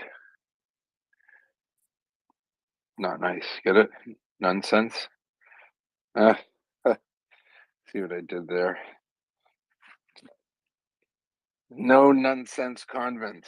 That's the new slogan they have. The applications are low. Anyway, good morning, everyone. Good morning, and you've already upset Will. Yeah, it's okay. He's far away. I heard Australia doesn't even exist. The same people who said Zelensky has biolab, chemical mosquito weapons, said that Australia is actually not a real place. It's just a Hollywood stage set. It makes sense. It's not a place. It's a state of mind. Well, it's all those animals and insects that can kill you. It's so bizarre. It's got to be fake. Maybe that's why.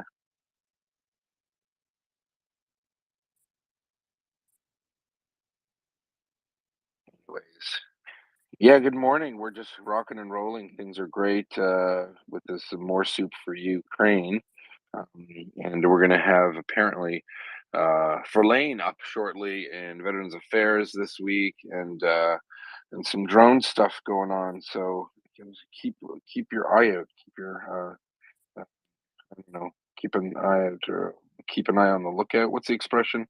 Any Americans in here? Who knows? Eat your peepers peeled. That's what I say. That's right. Stay frosty. Sounds like a nice green company slogan.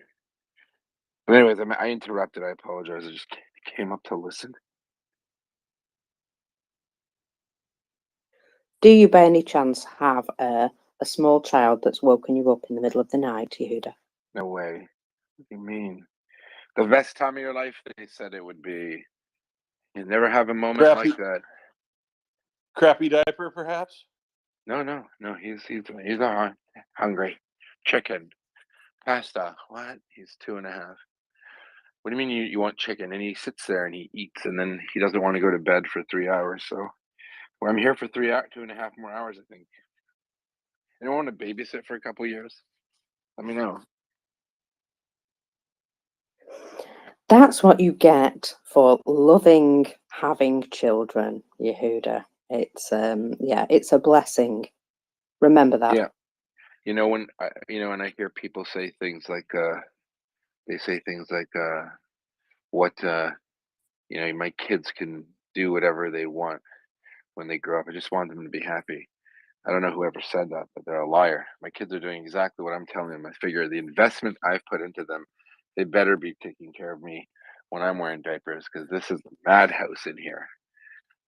I'm just kidding. Kids can be whatever they want to be. I told my wife, I said the kids could grow up and be whatever they want to be. No pressure.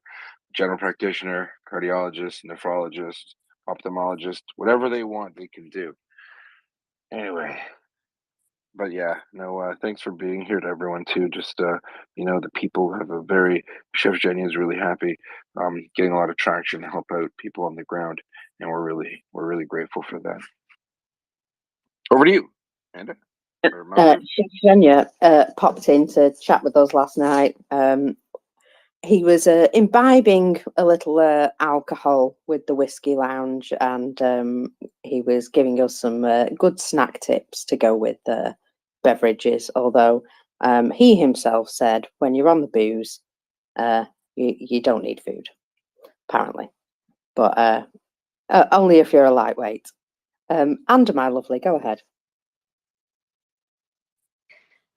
I I just wanted to make fun of Yehuda this morning. I'm sorry. Always an appropriate time to do that. Any time is good for that. So you sound like Ford, the first Ford.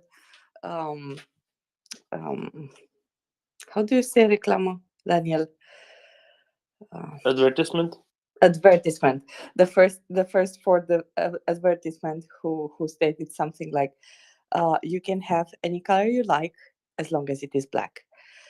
So There you that. go. Yeah, and the Russians have that now, right? You can have your Lada in any color you'd like, as long as it's a particularly unpleasant shade of off-white. I think they do that so that you don't have to wash it very often. Look, it's normal. It's supposed to look half dirty. I'm sorry to say, but Daniel can confirm. It's a thing here not to wash your car too often. And usually, at least in Romania, people are buying cars which can look decent with a heavy, thick layer of dust on them. So I think Russia actually imported this habit. It's very practical. You don't need to wash them. It is more ecological, less water wastage. Exactly. Depends where you live. There's a reason why I'd say in Canada and certain places we wash your cars a little more. And that's because of the salt that's on the roads, and it can, we salt the roads in the winter, and the salt doesn't magically disappear. So people like to make sure that the salt doesn't help corrode their cars, and there's a lot of spraying of cars underneath with a magical spray of oil or something. It makes it apparently so it doesn't rust out as quickly. Yehuda, I have a question because you live there in Canada and you use salt on your roads. How is salt spread on the roads? I have this question. We have people who have salt shakers, and they walk up and down the roads and they shake the salt out. Occasionally, they put some pepper. They're put into trucks, and big trucks, and then there's I don't know, a spreader, some little wheel at the back of the truck, that's horizontal, and the salt gets poured into this wheel thing, and it spreads it out along the roads. Actually, we use a lot of sand as well, not just salt. You know what? Sand works too. You know why I was asking, Yehuda? Because in Russia there is a guy with a shovel in the back of the truck who actually takes with the shovel the sand mixed with the salt and spreads it on. So it's a manual labor. The driver drives slowly, and this guy is throwing salt and sand with a shovel on the road. This is why I'm Brilliant. asking. Yeah. So they literally haven't invented the wheel in Russia. It's literally a pretty low tech solution. It's literally a wheel that turns at the end of the truck, and it just whips it out. And as you drive by him on the highway, sometimes you hear a little pitter patter of salt hitting the side of your car. That's why we wash them. Anyways, God bless that person who has to shovel salt out on the roads. But yeah, no, listen, people are asking about Ukraine. They're saying, hey, what's going on? When's the big counteroffensive? I don't know. Could be in 1 minute, could be in 2 months. But I can tell you one thing, the Russians sure are scared, and it's coming. Winter is coming, except it's not mindless zombies at the whatever, the northern wall or whatever that thing in the movie is, the TV show. It's definitely an interesting time if you have happened upon Russian Telegram. A lot of very angry Russians, and they don't know where it's going to happen. It might just happen everywhere, and hopefully will spell the end of the Russian invasion and genocide and overall adventurism, or misadventurism, we should say, that the Russian regime in Moscow has decided to undertake.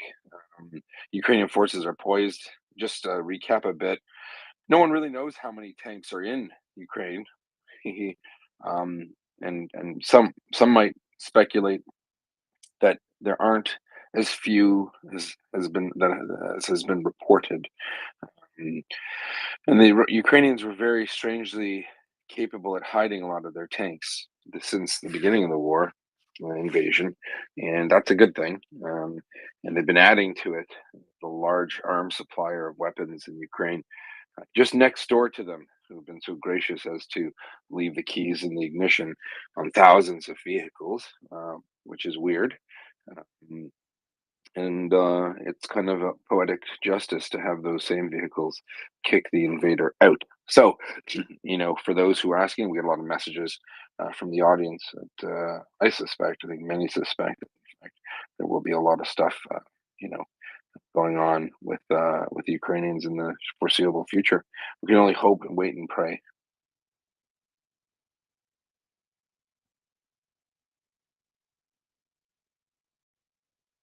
Well, we saw yesterday a chart and a very deep dive into the ground conditions in the area. And let's just say that the Luhansk area is not ready for any sort of heavy armor at the moment. Certainly, there is the other areas, there is more likelihood of the ground drying out quicker because they're more sandy, loamy, and will indeed drain better. But the particular area on either side of Severodonetsk is still very muddy, I would say. And of course, it depends on the weather. It depends on whether there's any particular heavy rains in between now and then as to what's going to happen. But yeah, for now, ground conditions not optimal.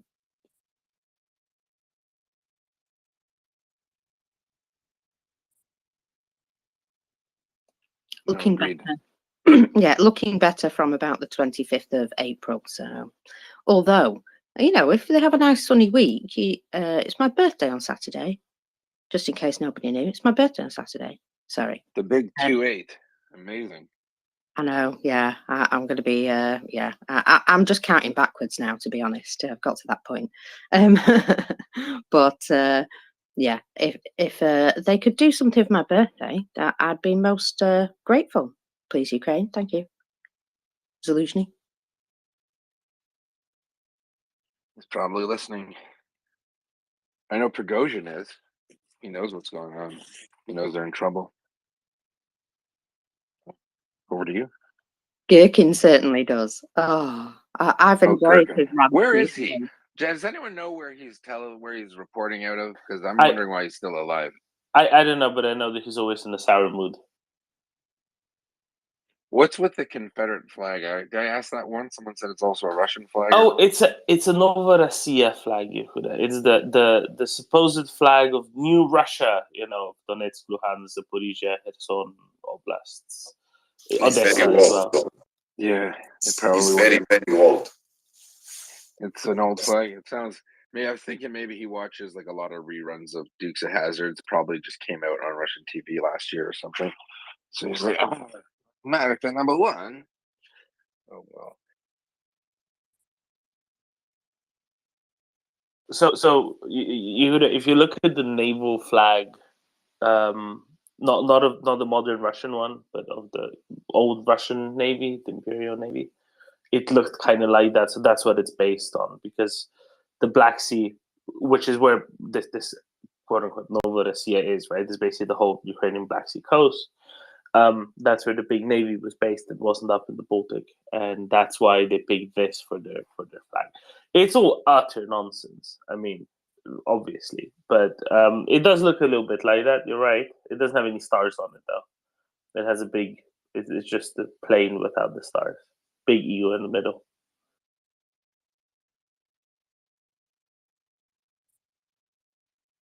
I think Johannes. John once. Hey, good morning, everyone, and or good day, or whatever time of the day you have. I just wondered because I think Yehuda just talked about the coming Ukrainian counteroffensive, and I just wondered whether we have any informed guesses on what the Russians are. I mean, how the Russians are probably going to respond. Because one thing, I mean, I noticed very much in the last couple of weeks or even months now, there have been very few of those, what's that called? Those massive missile attacks. I've forgotten the word, but you know what I mean. I just wonder whether they have just run out of those missiles, which I think is not so likely, or whether they're saving up for that moment. So I don't know if that's just a question I wanted to throw out there.